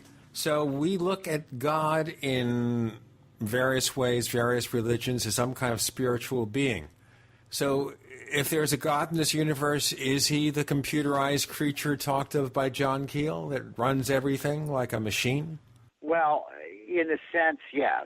But the other part of that where we talked about where he was, I don't know what was I forget the term that you used. All right, computerized intelligence that might just be insane. That's the John Keel version, not mine. Yeah, I would let that out because our universe is amazingly ordered. That's one of the mysteries of physics today, how an ordered universe came out of the chaos of the Big Bang. We don't know. And so that wouldn't qualify as insanity in my mind. But anyway, to finish what I was talking about real briefly in the last segment, in order to create differences that arise, that give rise to dimensionalism, you would have to have an opposite. God would have to have an adversary. So then we have something that's absolutely pure positive and absolutely pure negative. And in the area where they collide and conflict and battle, we begin to get the differences, the pre-material wave functions that eventually give rise when they fall below the speed of light into physical reality. The positive force is supposed to be greater than the negative force. That means they don't cancel each other out. We actually have a direction of and flow. And in my book, I show a model where that direction not only shows us where the lines of gravitational force come from, but also the arrow of time. There's an Uncle God and an Anti-God. He's not answering. That was a bad joke. Sorry. You see, they accuse me of telling bad jokes, but ladies and gentlemen, I don't tell jokes. I might do a DJ-style pun. But now we have an example of a real bad joke. And Chris feels chastened. Unfortunately, he's too far away for me to spank him. Well, yeah. I'm sorry. I just, I was thinking anti-God, and then I thought, well, if there's an anti-God, there must be an Uncle God. Bad joke. I apologize. I do have a really good question here from Kim323, who has a really cool picture, I think, of Carl Jung as his avatar. And he wants to know, again, we're talking about religion and spirituality in Christianity. And what prompted you to look at this idea of spirituality as some sort of boilerplate to then look at the science and see how these unresolved questions of novelty and coherence, in the short time after the Big Bang, how when everything cooled, then you created gravitational or rather atomic bonds, and then molecular bonds, and then the whole increasing complexity within the universe. Where does the spirituality part of that? I mean, is this by design? Was it just one event, and then the chips fell where they may, or do you think that this has been directed all along? Well, my basic premise is this. Again, the human brain is a subset of the physical universe. That means the human brain has to be formed and configured according to the same laws and principles that govern the greater universe in which it's a subset. Now, if we take a look at, and there's a lot of religions in the world, but I'm going to take a look specifically at the Bible. And if we take a look at the human brain as kind of like a computer, if you feed garbage in, garbage comes out. You have to feed intelligent, meaningful instructions into a computer in order to make it do intelligent, meaningful, and significant work. Well, it seems throughout the millennia, when these principles of the Bible, so to speak, have been programmed into human minds, there has definitely been some very interesting results that those brains have come up with. And if you want to accept the existence of miracles, this information that was in the Bible, when programmed into a human brain under certain conditions, was actually able to transmute the very face of reality itself in actions that we call miracles or miraculous, the laying on of hands, the multiplication of substances like wine or bread and fish, those types of things. So my assumption was that there has to be some relevance to these principles that actually coordinate in some way with the very laws and principles that the universe was put together. And in my research, I found those kinds of things in the Bible. Leads to the next question that we have from another poster named Sentry, who's been a poster at the forum.theparacast.com for the past year and has come up with some really good questions too, I might add. His question is, can we consider the messages received by the ancient prophets as examples of psychic communication? Most of them received their messages via dreams and or visions, something only they alone could experience. How does this differ from other paranormal encounters that leave no physical traces? Well, that's a pretty broad question. I would say whatever the intelligence of God is, that intelligence is disseminated or distributed in different manifestations based on the portion of reality on which it is distributed. So, for example, we have a human brain. We have a certain way that it looks at things, the way that it images things. We have fathers and mothers as living beings, so we think of authority figures as parental. And these are the kinds of ways that our minds are put together. So if we were to receive an intelligent communication like that, it would come to us in the kind of forms and manners that we understand. So if you believe that you're getting a communication inside of yourself from God and you hear a spoken language that you understand, it's not the language of God. It's that information which is calling up the different words of the language that correspond to that information that you're already familiar with. In other words, God's using your own brain to talk to you with. Does that make sense? Yeah, that makes perfect sense. In other words, it's all filtered through consciousness, and consciousness is something, again, like dark matter, like the actual causality behind the Big Bang. Consciousness is another area that science has really had a hard time grappling with. We really can't explain how it is possible to, as I used the analogy last week on our last show, scratch your eyebrow. We really don't know how that works. We don't know how the mind is able to manifest into physical actions and conscious actions. How does the role of consciousness fit into all this? Well, once again, although we have not a scientifically precise definition for consciousness, we have an approximate definition, and it's one that most human beings have a sense. We understand that we are conscious, and we can talk about different qualities of consciousness. But again, my point is this, is that consciousness, being a subset of the physical universe, could not have risen in a way that was contrary to or outside of the laws and principles that govern the greater universe. So therefore, our consciousness is just a reflection of the consciousness that's built into the universe itself. Give you one example. So, okay, let me just be short about this because we have to break. We're therefore talking about some kind of universal consciousness of which each and every one of us is a subset. Am I barking up the wrong tree? We're going to ask our guest. The book is called Behind the Cosmic Veil. Yep. The author is Thomas Fusco. It's a new vision of reality merging science and the spiritual and the supernatural. With Gene and Chris, you're in the Paracast.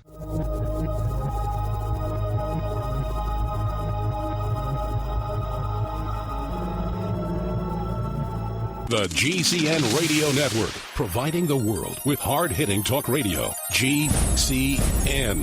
Great talk radio starts here. Graphic Converter is the image manipulation tool for the rest of us. It does not use any database. You get full control of all your files. Want to view the images of a folder? Drag it into Graphic Converter, and a powerful browser opens up to show your image files. You could use it for slideshows. You could use it to import images from digital cameras or from scanners. Need to do some image editing? You can do that too in Graphic Converter. Also print catalogs. Convert from so many formats I can't even list them. Download now to see if Graphic Converter is good for you, like 1.5 million other users. Guess what? You could save money when you buy Graphic Converter. Use the coupon code Night Owl. Use the coupon code Night Owl to get a special price for Graphic Converter. Go to lemkesoft.com. That's Lemke soft.com. Lemkesoft.com. Lemke soft.com. What is the most abundant resource on Earth?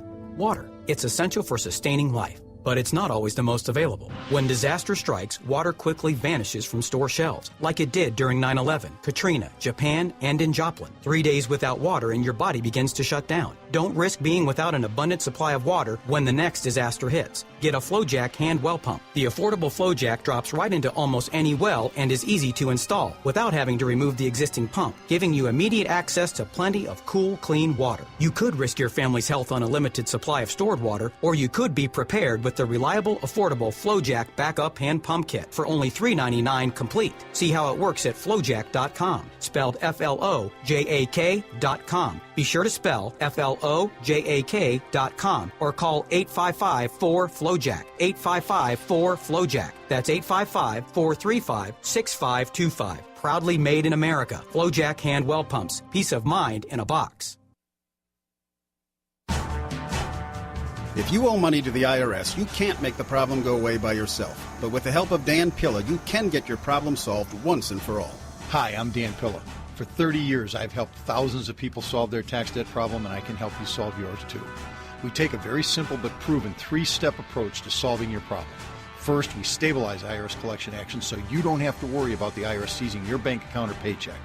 Next, we build a comprehensive plan to get your tax debt reduced to the fullest extent possible, sometimes even completely eliminated. And finally, we work with you every step of the way to get your problem solved once and for all. Call us for a free consultation. Call 1-800-346-6829. We'll work together to get your problem solved, guaranteed. Dan Pilla has been protecting taxpayers from the IRS for 3 decades, and he can help you too.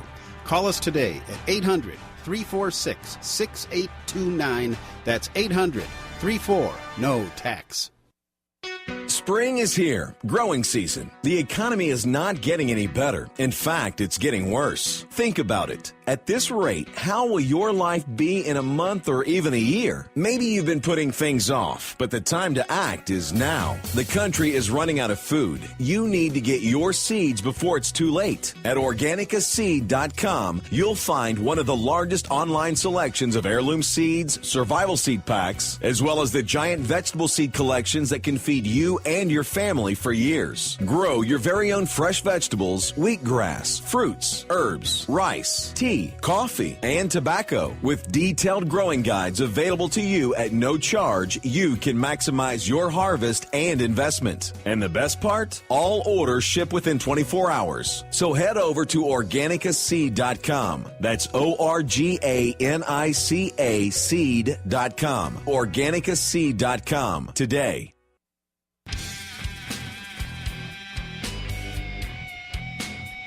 This is Kurt Sutherland, the author of UFO Mysteries, and you're listening to the Paracast. A universal consciousness? What's going on here? Thomas Fusco joins Gene and Chris.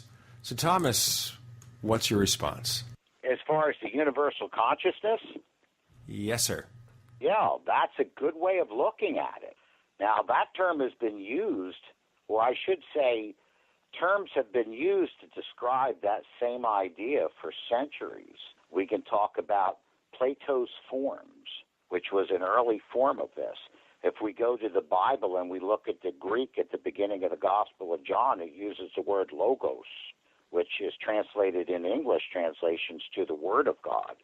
We have no English translation for it that's precise. It means mind, thought, order, matrix, pattern.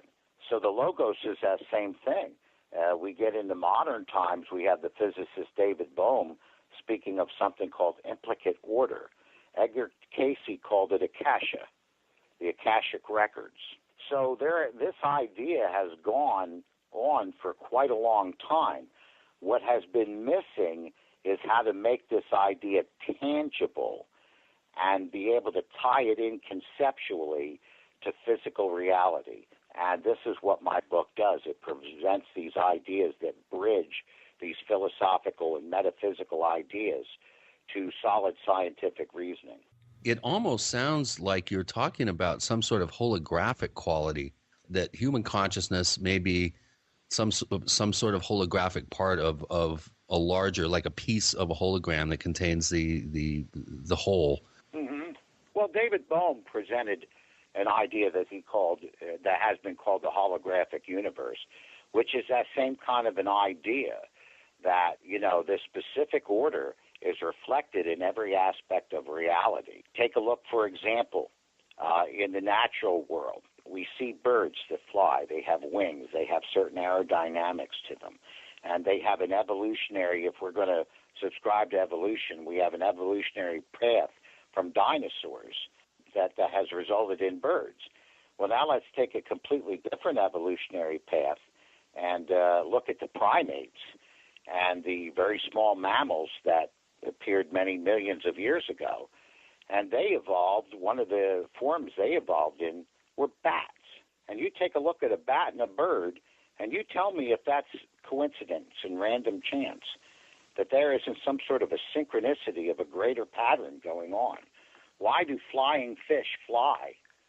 Why did that particular species of fish develop wings sufficiently to fly some distance?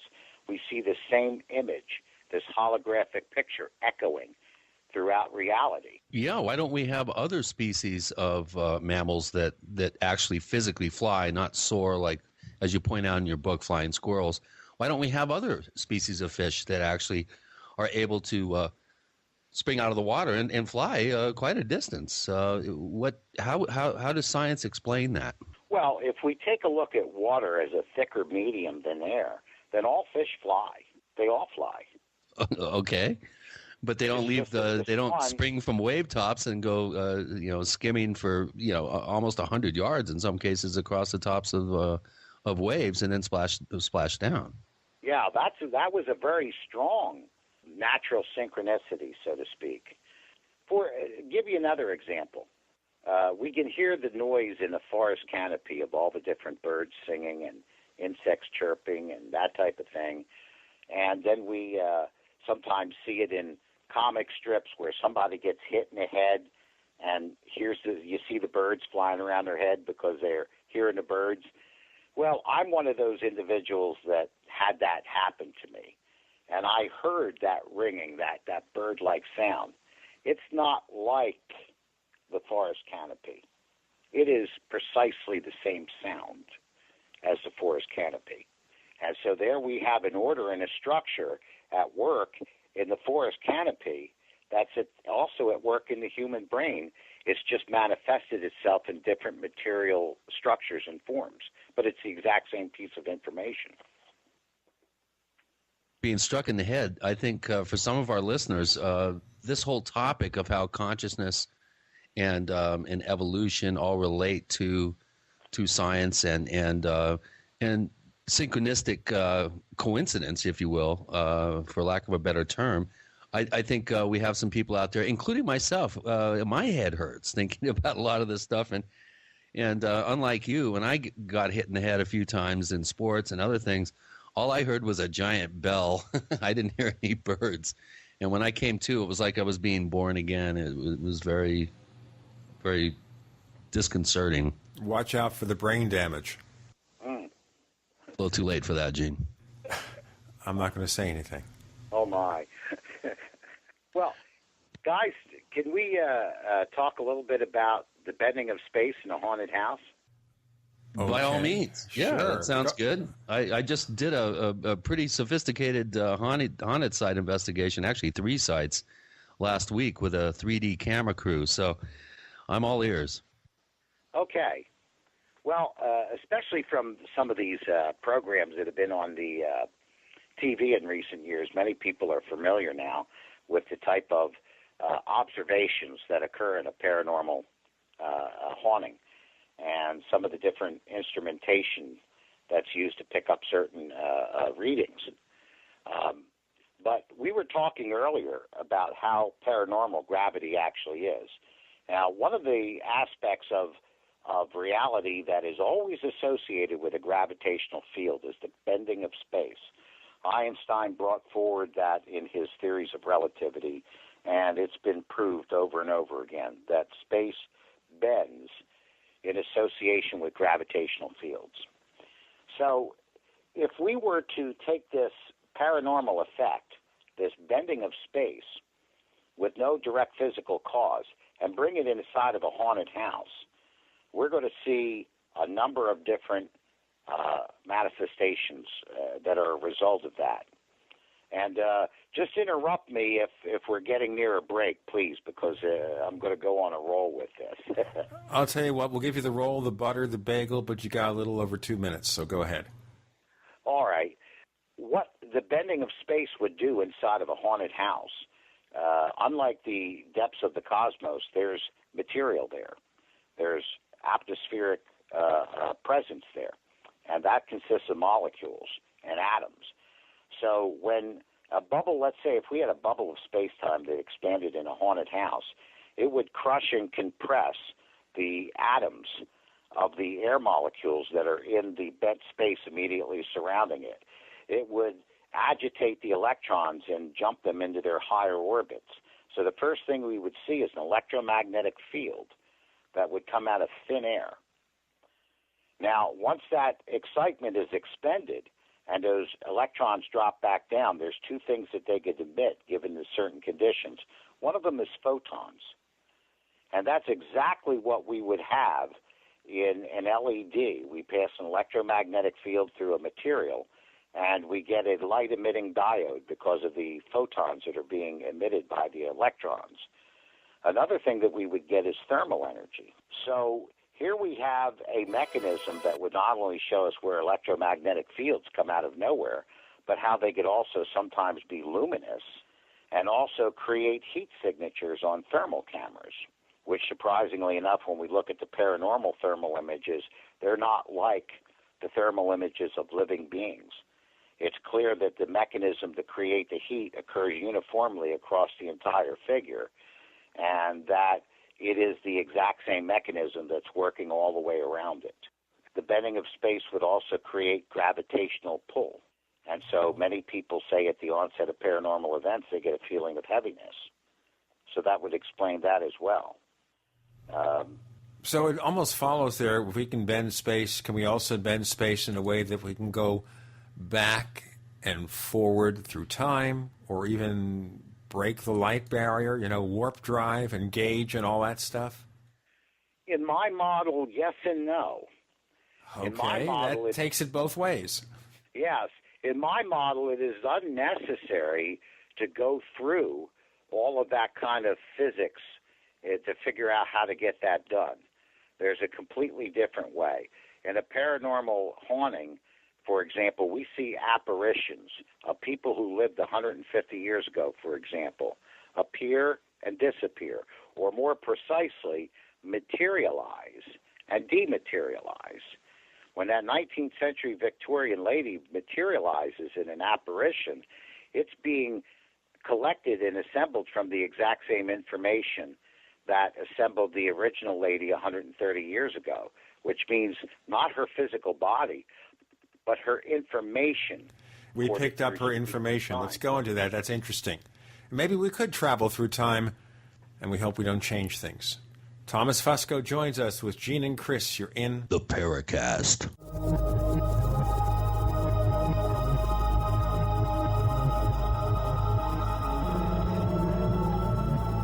America's #1 source for independent talk radio for over a decade.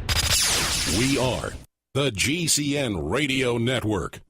Hi, Ted Anderson announcing a great way to listen to radio on the telephone. By calling 760-569-7700, you'll be hearing GCNlive.com programs in seconds. Come to GCNlive.com, find your favorite host's dedicated phone number, and hear them 24/7. You heard me right. Every show has a dedicated phone number. Stop by GCNlive.com and bookmark their number today. And again, that's 760-569-7700. We the people grow cotton, weave fabric, engrave ink, embed strips and fibers to protect from counterfeit and carting to a private bank, having it lent back at interest, forcing taxes to service debt. This capitalism, or was Jefferson correct when stating a central bank issuing the public currency is a greater menace to the liberties of the people than a standing army? Ted Anderson, I'm placing a free silver dollar in a book that explains our monetary system. Call for your copy, 800-686-2237. It's time to understand the system. Call 800-686-2237. That's 800-686-2237.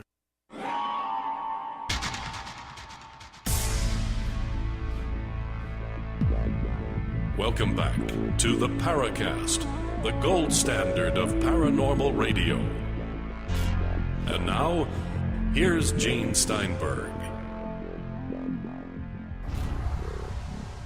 Talk about the frontiers of reality here with Gene and Chris. The book is called Behind the Cosmic Veil. Thomas Fusco is the guest. He'll tell you more about getting the book in a few minutes, but I should tell you, if you go to theparacast.com, you click on Thomas Fusco's name, you'll go to a site where it's kind of like a blog. He talks about the book and everything, and also a place where you can order the book directly. So that's pretty good. Okay, so if we see someone who died 150 years ago, are we seeing the images left in the ether or whatever from that time, or are we actually seeing some kind of time portal where we're seeing an event at another time? According to my particular theory, we are looking at the exact same information that comprised the original person that lived, let's say, 130 or 150 years ago or whenever. That everything in the universe comprises materialized information. And according to my model, that information materializes within the bends of space-time. My model turns the materialistic model completely upside down, doesn't contradict it, it just creates a mirror image of it. So in other words, rather than mass bending space, it is the bending of space which creates an environment in which mass can materialize according to information. And that gives us an idea more clear than ever how the universe was actually put together. So if you expand a bubble of space-time, create a depression in space-time inside of a haunted house, and if the information that's connected to that site of that Victorian lady that comes from a place that where time and space has collapsed so far in itself that the difference between past and present is almost indistinguishable, and that information dropped down into that ball of space-time, it would immediately begin to materialize into that Victorian lady. And we see an apparition of the same information that is occurring 130 years in the past. That's really interesting because our last show with Ron James, who along with me and a team of ghost hunters produced a pretty interesting DVD project called Dead Whisper, I related to our audience a very interesting EVP, or electronic voice phenomenon effect, that seem to support what you're saying in terms of the elasticity of time. We recorded the exact words 45 minutes later than they were repeated in the room. In other words, the recording was recorded, a phrase, and then we recorded on video about 45 minutes later that same phrase, and it wasn't until we analyzed the recording from another room and discovered the phrase and then also discovered the fact that it had been recorded 45 minutes before the actual phrase had been spoken in the room, that would then, I guess, at least in my mind, be explained by your theory that we're seeing time collapsing almost in on itself. Yes. Think of a bicycle wheel, and think of the rim as our realm of space and time, matter and energy. And then think about the spokes that come out and connect to the rim. And when you trace it all back down to the hub in the middle, everything is compressed in on itself, so you cannot distinguish either spokes or a rim. It's all collected into one, as they would call it, a singularity. Now, when time and space are two elements that are connected together in space-time, as Einstein proved, when you bend space, you also distort time. And when you have bendings of space that are abnormal, that happen, I say, in a haunted house, you get some very interesting things where information passes in and out of space-time through these curves of space. Okay, so what I'm hearing is that the house isn't so much being haunted by a spirit, it is a place where you can see a reality that occurred at some other year or some other time. Now we have gotten to the point, guys, where we could talk about the criminology. We have gotten far enough in our thinking so we don't have to disturb this model by introducing the idea that intelligence is a coherent and interactive collection of information. And so a spirit would be that type of a collection of intelligent, living, and animated and interactive information. So now we could talk about that and say, gee, we can look at it that way, and now we also have a physical mechanism by which that information can materialize in our realm. Now, these are supposedly random occurrences or maybe predictable in certain places, but is there something about the haunted house that attracts this sort of thing, or it's just there?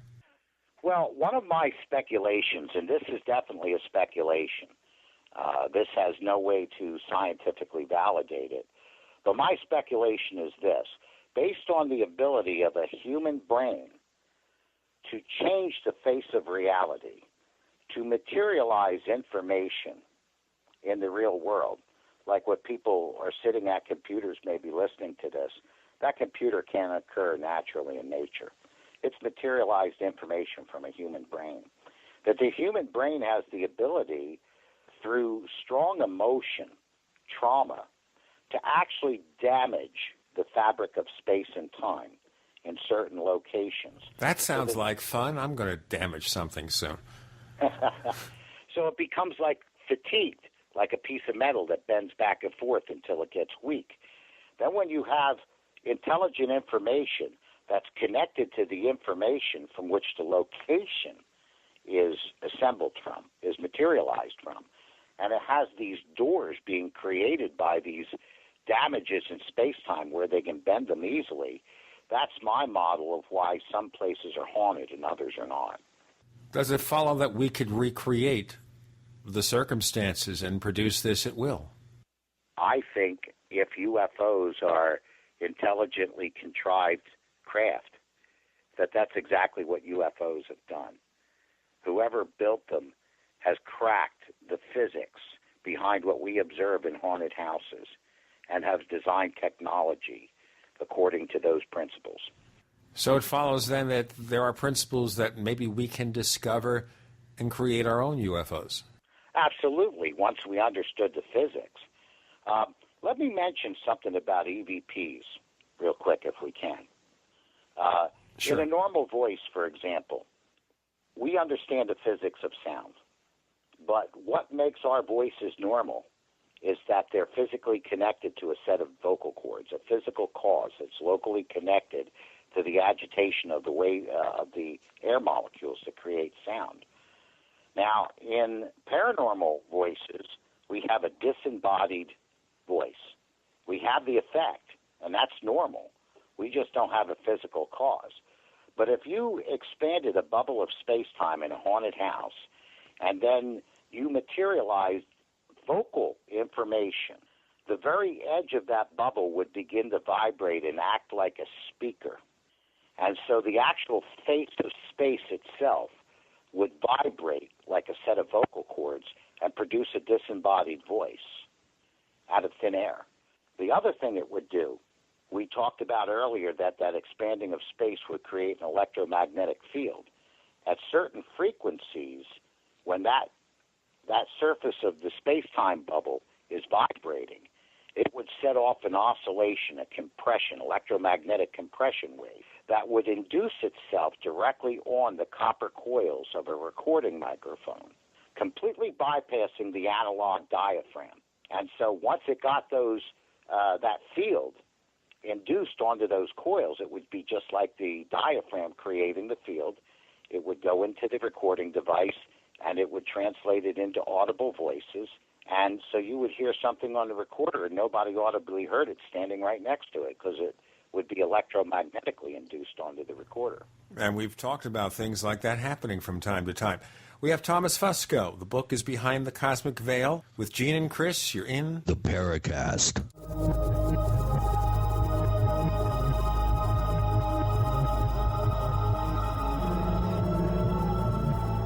We also have swag. You know, we have all these exclusive Paracast things that you can buy. We've got 60 or so different items, and entails T-shirts, sleeves for notebook computers, iPad cases, mouse pads, the Paracast Jumbo Tote Bag, all sorts of T-shirts and jackets and stuff like that for men and women. We have a Paracast aluminum water bottle. All this stuff, you go to store.theparacast.com, store.theparacast.com.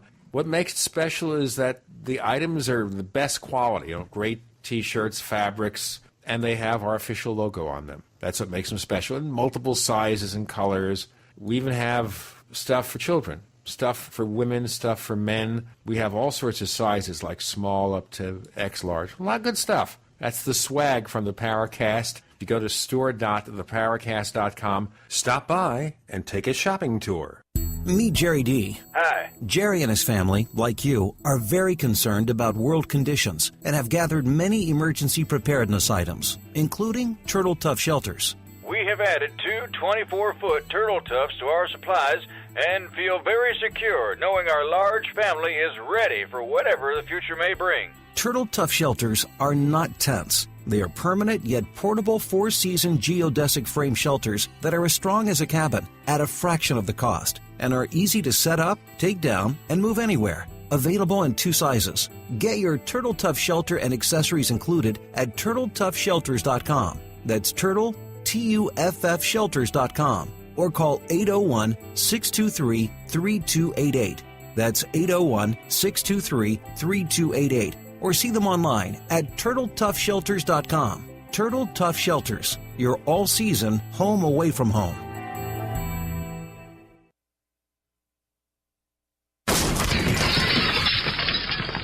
That's what it sounds like when a burglar kicks in the door of a dark house that looks like no one is home.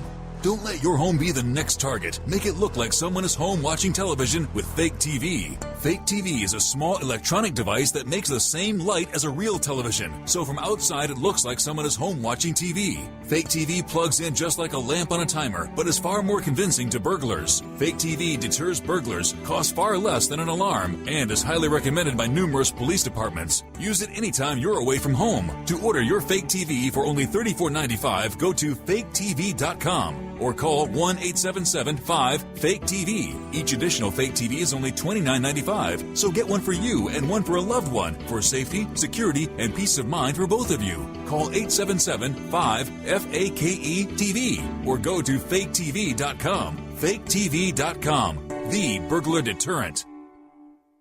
So you're a maker of something. Woodcrafts, fishing lures, glass designs, jewelry, purses, perfumes, goat's milk soap. Whatever it is, you made it here in America. Now you're eager for people to buy your products right here locally, instead of buying competing products made on the other side of the world, right? Then you need to check out localmakers.com. Support America. Buy and sell locally at localmakers.com. Doesn't matter if you're a home-based business or a major manufacturer, localmakers.com offers an easy way to connect with customers within your local community, as well as across the U.S., simply by entering a zip code. And there's no cost to join. So if you're a maker who needs buyers, go to localmakers.com and stock your products on one of our shelves. Localmakers.com, promoting, preserving, and supporting your neighbors' manufacturing businesses.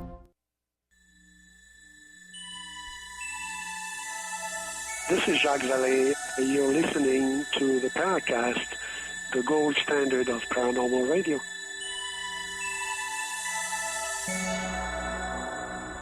Winding down with Thomas Fusco, a fascinating scientific look at reality, how things might intersect, about UFOs, about paranormal phenomena, about maybe molding reality the way we want it. And of course, if you can change reality, how do we know that what we see is real? Is that a statement or a question? I think both. Good one, Gene. Good one. Well, if part of the universe is an intelligent function, and again, based on that idea of being a subset of the greater system, that we're intelligent, the greater system must be intelligent, we know that intelligence is dynamic. There's sentences that you and I have spoken during this conversation that you and I have never spoken before. So we have created something new of the existing elements that didn't exist before. In a sense, we've actually changed or altered reality. So reality emerges from this inherent intelligence in part. So reality is always changing. And so I would say, yes, it's a basic nature of existence. You've been referring and kind of dancing around your theory, but we really haven't yet discussed how you came up with the term supergeometry. And for the sake of maybe some listeners that are tuning in late here, what would be a good thumbnail definition of your term supergeometry? Well, it's a twofold word. We have the spatial geometry of height, width, and depth, and we also have a temporal dimension of time. But if we were to have a superset on top of the physical universe that had an order, that had a structure, but it had no physical dimensionalism, that would be a kind of a geometry that would be above the physical. And so, as we talked about earlier about the different things like Plato's form and universal consciousness and implicate order, I felt that the word supergeometry was not only more scientifically consistent with the terms that science uses, but the term geometry gives us some sort of a tangible sense of something that we can actually kind of start wrapping our heads around. That's where the word supergeometry comes from. Kind of leads us to a question by our healthily skeptical moderator, Angelo. And he's wondering if you've gained any sort of support for your theory from the mainstream physicists, such as Brian Greene, Neil Tyson, and Sheldon Cooper. Have you bounced your theories and your thinking off, let's say, a quantum physicist or someone that's involved in the hard sciences? Yes, I've talked to a number of them. They've corresponded with me privately over my email on the website because, again, one of the problems is that established physicists don't want to associate themselves with these kinds of things. It's bad for their business.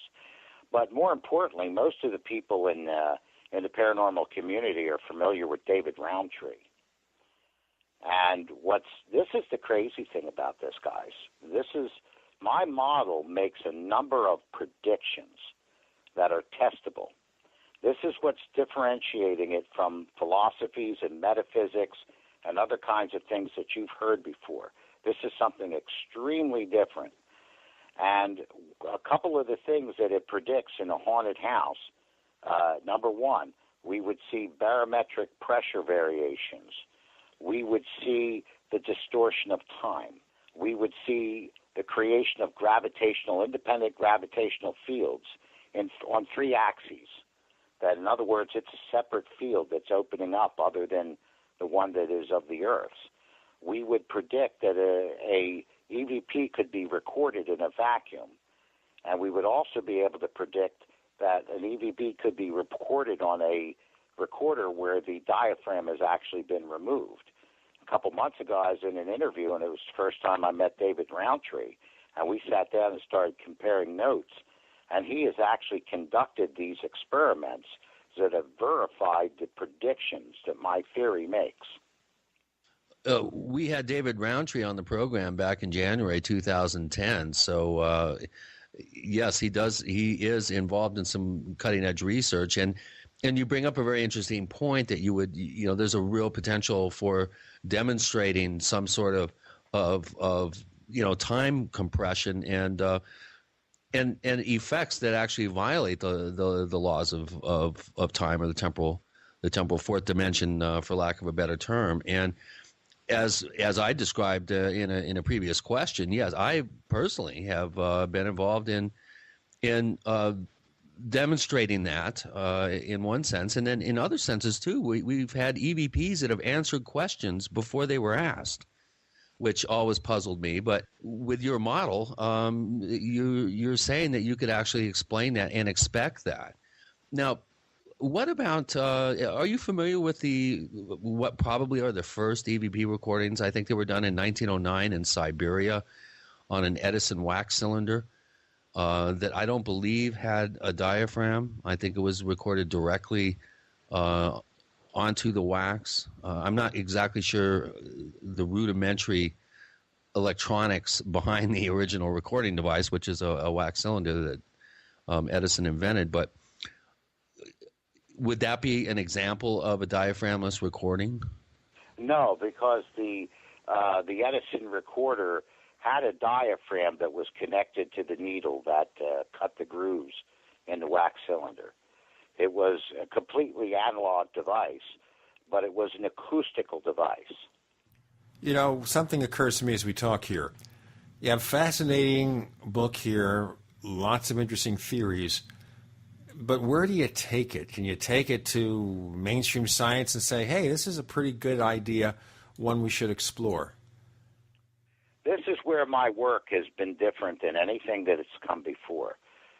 David Roundtree, when he got an understanding of what my model was, he commented about my work that it was the first model of the paranormal that actually gives us a roadmap by which we can conduct and design specific experiments to test it.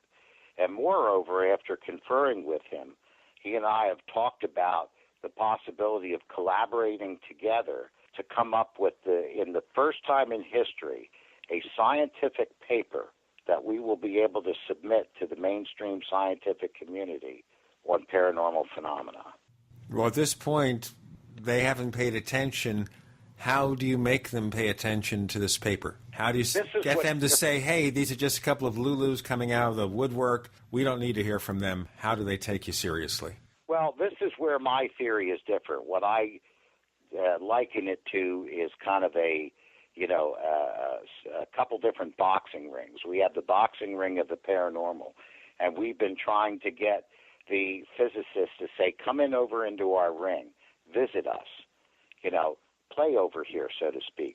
Let us knock you out. Yeah, they won't do it. What my theory does is it gives us a model by which we can go into their boxing ring in their own home court advantage with their own rules and lick them. Hey, we've got Thomas Fusco joining us. The book is Behind the Cosmic Veil. And don't forget to follow us on Twitter, where we are known as the Paracast. What else? The Paracast on Twitter. Follow us, neighbors, and maybe we'll just follow you. With Gene and Chris, you're in the Paracast.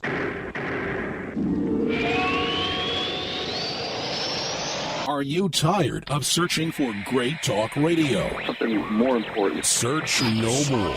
We are the GCN Radio Network. Graphic Converter is the image manipulation tool for the rest of us. It does not use any database. You get full control of all your files. Want to view the images of a folder? Drag it into Graphic Converter and a powerful browser opens up to show your image files. You could use it for slideshows. You could use it to import images from digital cameras or from scanners. Need to do some image editing? You can do that too in Graphic Converter. Also print catalogs. Convert from so many formats I can't even list them. Download now to see if Graphic Converter is good for you, like 1.5 million other users. Guess what? You could save money when you buy Graphic Converter. Use the coupon code Night Owl. Use the coupon code Night Owl to get a special price for Graphic Converter. Go to lemkesoft.com. That's LEMKEsoft.com. Lemkesoft.com. LEMKEsoft.com. We all know that Berkey water purification systems are the most trusted name in water filtration. As an authorized Berkey dealer for over 6 years and serving thousands of satisfied customers, the Berkey Guy offers amazing specials for Berkey water filtration systems. The Berkey Light systems include a set of self-sterilizing and recleanable black purification elements that purify water by removing chlorine, pathogenic bacteria, cysts, and parasites to non-detectable levels and remove harmful chemicals such as herbicides and pesticides. Order the Berkey Light system today, complete with 2 black Berkey elements for only $231, and the Berkey Guy will ship your order free of charge. With the purchase of a Berkey Light, the Berkey Guy is also offering a set of fluoride and arsenic filters for only $39.99. That's over 30% off the retail price. Call the Berkey Guy at 1-877-886-3653. That's 1-877-886-3653. Or order online at goberkey.com. That's goberkey.com today.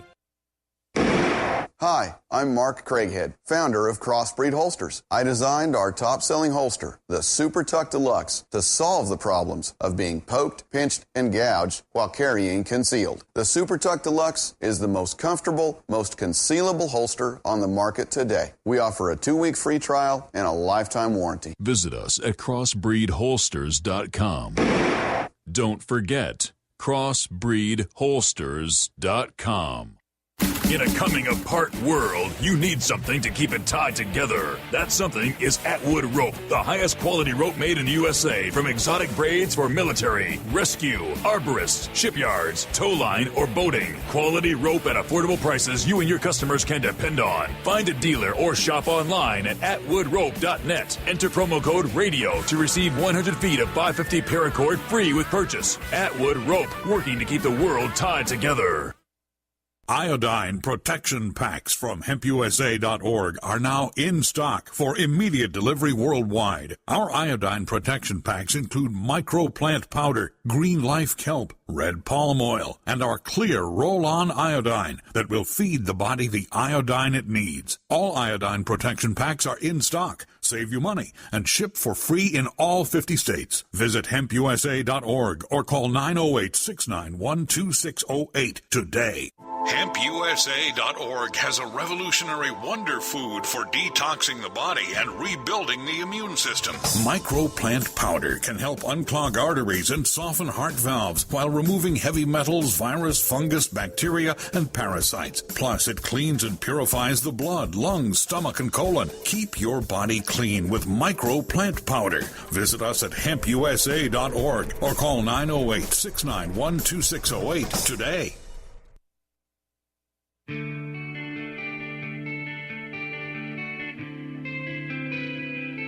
This is Jerome Clark, author of the UFO Encyclopedia and other books.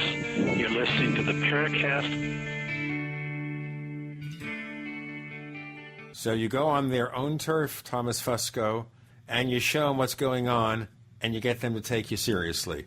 I'll help with that. I'll help with some really good dedicated field investigators. You devise the experiments, and we'll help you perform them in some of the more, I would say, viable haunted sites that we have access to. What I can do is to give them a model, and this is what's different too. You have to understand something with my work, let's say, as opposed to something that David Roundtree has done. My model shows a greater picture of reality. It's a theory of everything, a conceptual theory of everything. And what this model says is that if you look at this specific segment of reality, like say through a window, if you look through this window, this theory says that this is what you will see. Now, this window, for example, let's say one of these windows is paranormal phenomena. Now, David Rountree has done extensive testing and experimentation inside that window. So my theory comes from a greater view that says when we look through this paranormal window, this is what we'll see. And then we look at the experiments of David Rountree, and they demonstrate exactly what my theory says that you will see. But this goes beyond that. For example, one of the things that physicists, astrophysicists have struggled with is how the early universe expanded so quickly and then slowed down. They can't figure it out. They're trying to find a material explanation. Without getting into too much detail, one of the predictions that my model makes is that the first moments of the Big Bang were superluminal. They were super light. So by the time the physical universe materialized, it actually materialized in like a ring. So I call the beginning of the universe the Big Puff instead of the Big Bang. The Big Puff, the magic dragon. The Big Foof. But when you could take a theory like this and go to mainstream science and say, this answers that question. Why can't you find a graviton? This answers that question. Why can't you tie down this Higgs boson? This answers that question. Why do atoms form the way they do, which this theory talks about? This answers that question.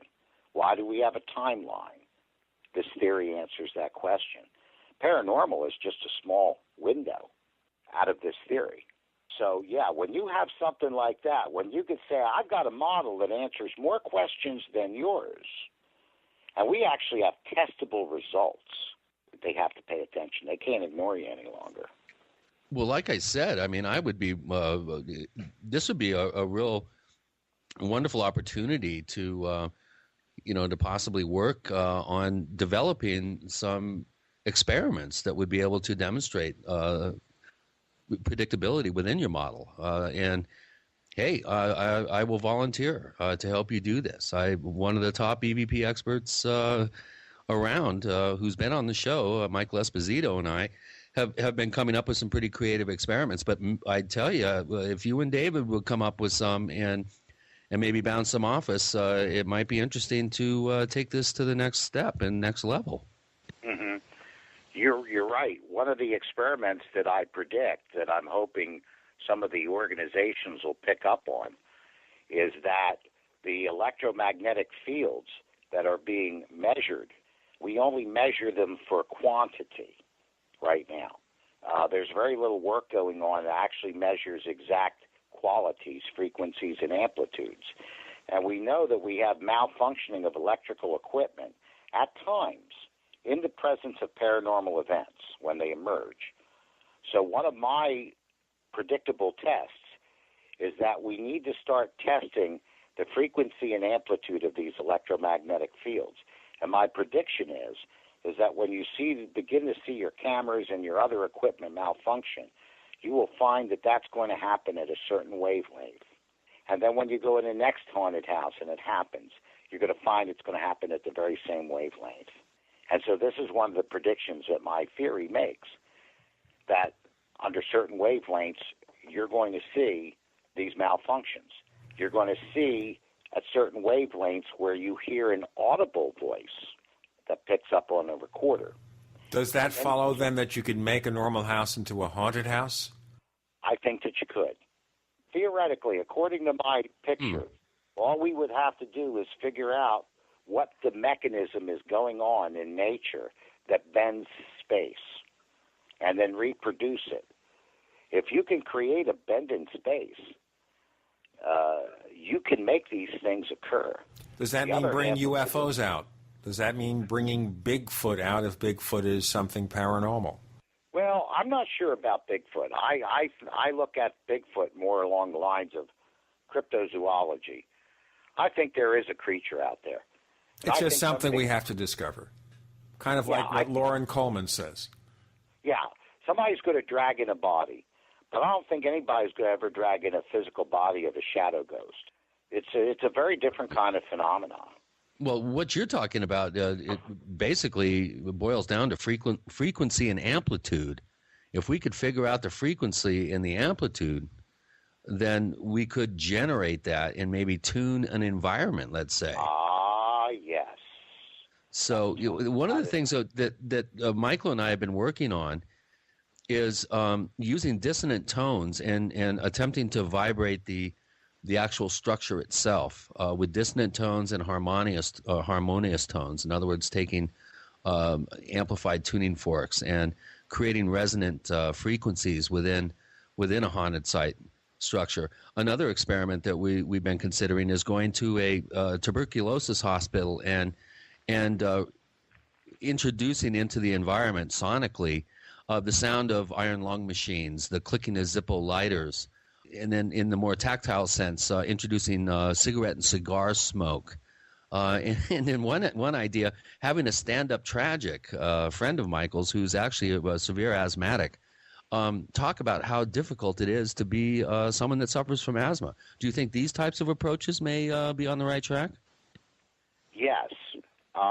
What I would say, though, is that as Roundtree said about my theory, it gives us a roadmap. So rather than to kind of go into it helter-skelter, so to speak, and just, see what you come up with, this gives an idea where you can begin to start formulating very specific things and say, well, we have certain frequencies that we could try based on the idea. Do you have any frequencies in mind? I mean, has any work been done to identify the frequency of this field effect? Yes, to your knowledge? Roundtree has come up with some of these frequencies, what he calls carrier waves.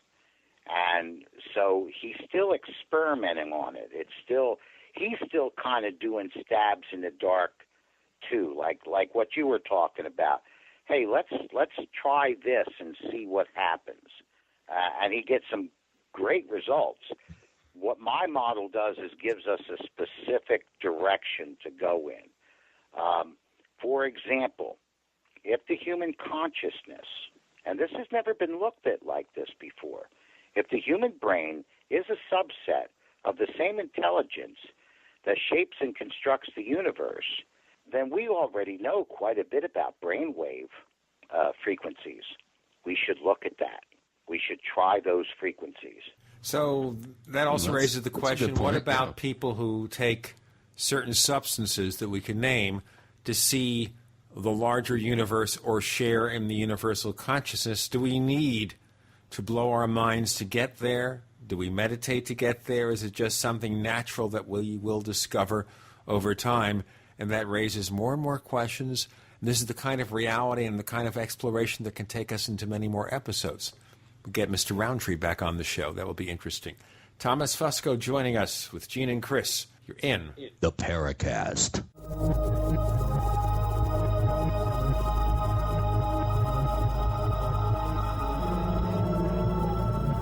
The GCN Radio Network, providing the world with hard-hitting talk radio. GCN.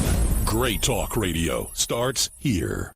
If you want to get your website online and you need reliable service, first-class service at the lowest possible price, there's only one place to go. Well, DreamHost has a special promotion with our show where they'll offer you unlimited disk space, unlimited bandwidth, one-click web apps such as WordPress, 24/7 support. You can save over $55. You want to know how? Go to dreamhost.com/radio, dreamhost.com/radio. For $55 58 years, Fate has provided true reports of the strange and unknown. Fate brings you the latest in all aspects of the paranormal, like angels and miracles, psychic phenomena, ghosts, UFOs, and much, much more. To receive your complimentary Fate magazine, call now at 1-800-728-2730 or visit their website at www.fatemag.com. That's 1-800-728-2730. What are you waiting for? Your fate awaits.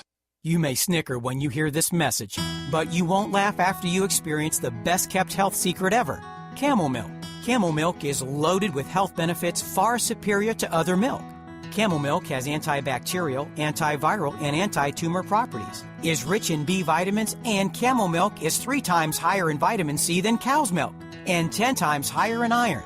And camel milk contains 52 units of insulin-like proteins per liter, effectively lowering blood sugar levels. Many of our members testified that drinking camel milk reversed diabetes and greatly improved autism. Camel milk is easily digested by those who are lactose and beta-casein intolerant and comes fresh or frozen from your trusted local family farm, shipped on dry ice to preserve freshness.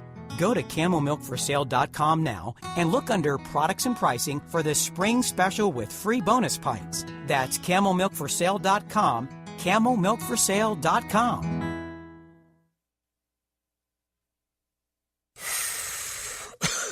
Are you still a traditional smoker? Now experience a new lifestyle and try vaping with e-cigarettes by LeSig. Imagine no ashes, stains, nasty smell, or coughing and hacking. With LeSig e-cigarettes' revolutionary microelectronic technology, rechargeable battery, and unique replaceable cartridge, you'll get all the benefits and satisfaction of smoking without the hazards. Choose your taste from a wide variety of our new American-made vape-free e-liquids at LeSig.com. And LeSig smokes the competition by serving thousands of worldwide customers with real people customer service, fast, free, same-day shipping, and a 30-day warranty and satisfaction guarantee. So are you ready for a new vaping lifestyle? Then call 870-518-4307. That's 870-518-4307. Or visit LeSig.com, spelled LECIG.com. LeSig e-cigarettes for today's modern smoker. If you owe the IRS money you can't pay, then listen carefully, because you already know that the problem won't go away by itself. You can get help today from the leading tax expert in the country, Dan Pilla. Hi, I'm Dan Pilla. The IRS isn't going to just forget about you. Right now, the IRS is hiring thousands of tax collectors to go after delinquent accounts just like yours. That's why you need to take action today, and I can help. I take a simple but proven approach to solving your tax debt problem. First, I stabilize collections so you don't have to worry about wage and bank levies. Next, I build a detailed plan to get your debt reduced to the fullest extent possible, sometimes even eliminated. Finally, I work with you every step of the way to get your problem solved once and for all. So call now for a free consultation. Call 1-800-346-6829. Dan Pilla will solve your tax problem, guaranteed. He's helped thousands of people, and he can help you too. Call us today at 800-346-6829. That's 800-34-NO-TAX. Hi, this is Nick Pope. You're listening to the Paracast. As they say, it comes down to this on the Paracast with Gene and Chris. The book is Behind the Cosmic Veil by Thomas Fusco. If you go to theparacast.com, you click on his name, you get the site devoted to the book, and you click on the book's title. You can go to the site to order a copy of the book, so you don't have to search for it, just like that.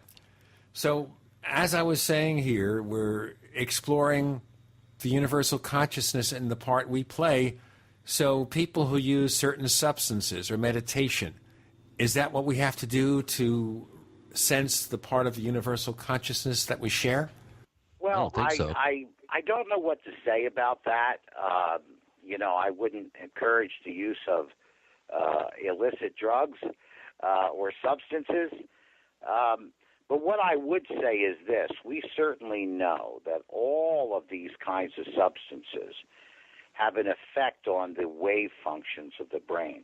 This has been observed and measured.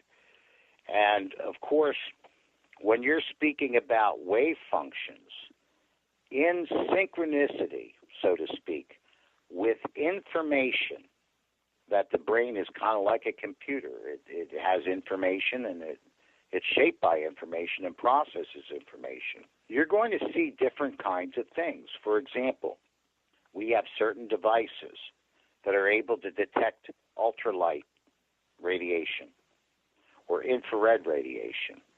Our natural eyes cannot.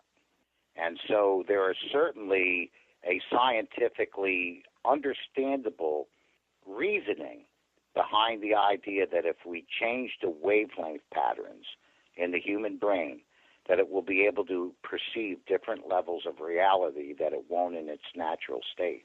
Sounds like a yes to me, Gene. Sure does. Chris, are we out of questions from the forum? And the only other thing that I personally want to again ask is, how do we set up a research model that will gather the kind of hypothetical or projected results that you're referring to? I mean, do we need to hook up a gravitometer in a haunted site? How about a magnetometer? What sort of instrumentation would you suggest using that you don't see on your typical ghost show with their their instrumentation being glowing green eyes and goosebumps? Well, this is interesting that you're saying this, is that one of the things that David Roundtree has successfully experimented with was, I think what he's using are that device that's called iTouch, that when you rotate the device, it changes the screen, the angle of the screen as you're rotating the image on the screen. And these are the devices he used to detect the distortions, the fluctuations in local gravitational fields. And that's how he figured out that there was actually an additional gravitational field coming into existence other than the one that is associated with the Earth. What we need to do is this. This model finally gives us the connective tissue that puts together all of these seemingly disparate paranormal observations and explains them all with a single model. So we need to start coordinating this equipment. So in other words, somebody could be wandering around with a barometer, someone could be wandering around with a thermometer, another person's wandering around with an EMF meter. These things need to be put together in one place. They need to be built into a single testing apparatus. And so we can then see, yes, not only at this very moment of a paranormal event do we detect this, but we also detect this, and this. Yeah, correlated data. Time. I'm sorry? Correlated data from various sensing sources. Exactly, but we didn't have any model before that gave us the idea that, gee, we ought to put the barometer and the EMF meter together. Before, what would barometric pressure have to do with electromagnetic fields? We didn't have any way to reckon it. We were like looking at the 3,000-year-old night sky and seeing crystalline spheres. This theory allows us to look in the night sky and see the universe for exactly what it is, and then we can begin to build devices on that model. I'm really liking this, Gene. Oh, yeah, this is a way to start bringing a lot of things together. The only thing I worry about is whether people who study the paranormal can be brought together to consider a unified theory, because you will have this group that says, okay, UFOs are spaceships, let's worry about them. Forget about the ghosts. We don't want to deal with ghosts and poltergeists and things like that. Baby steps, Gene, baby steps. Sure.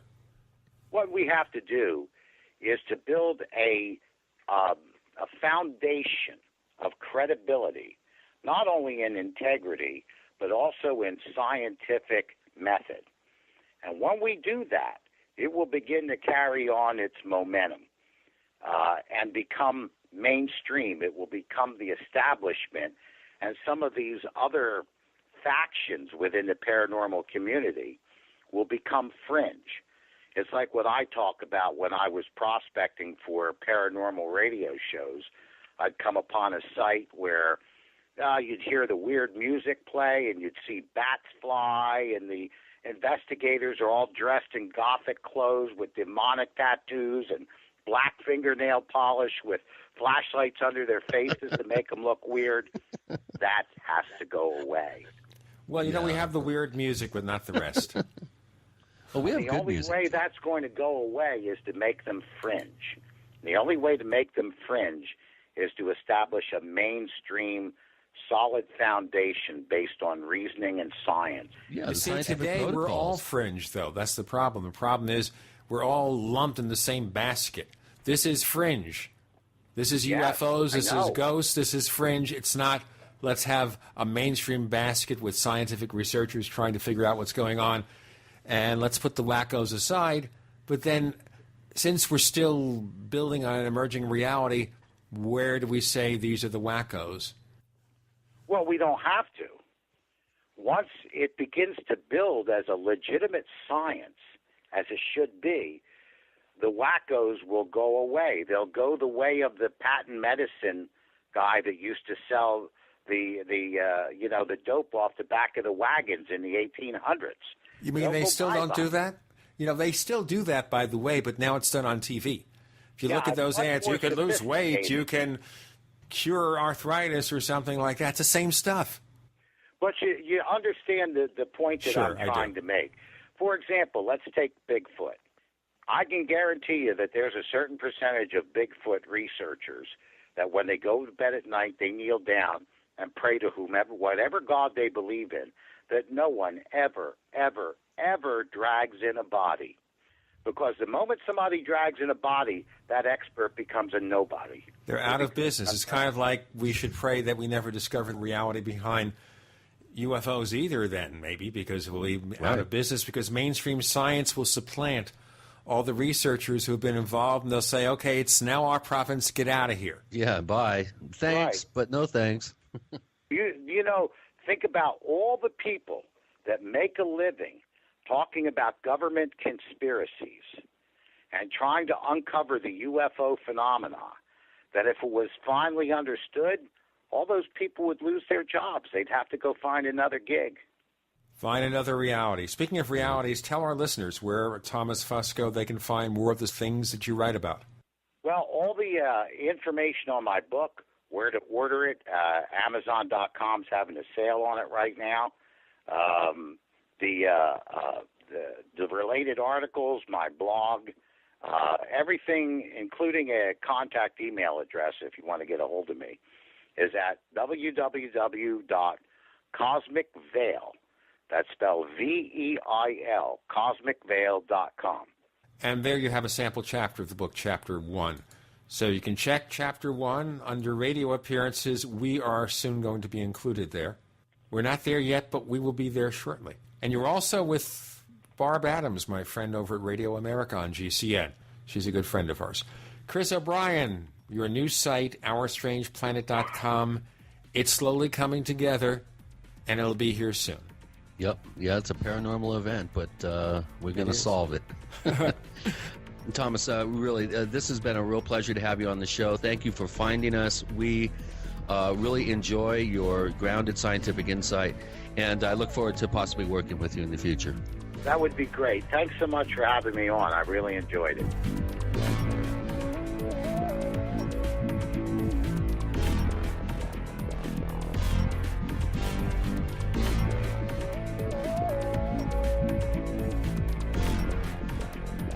The Paracast, featuring Gene Steinberg and Christopher O'Brien, is a copyrighted presentation of Making the Impossible, Incorporated. Tune in next week for a new adventure in The Paracast.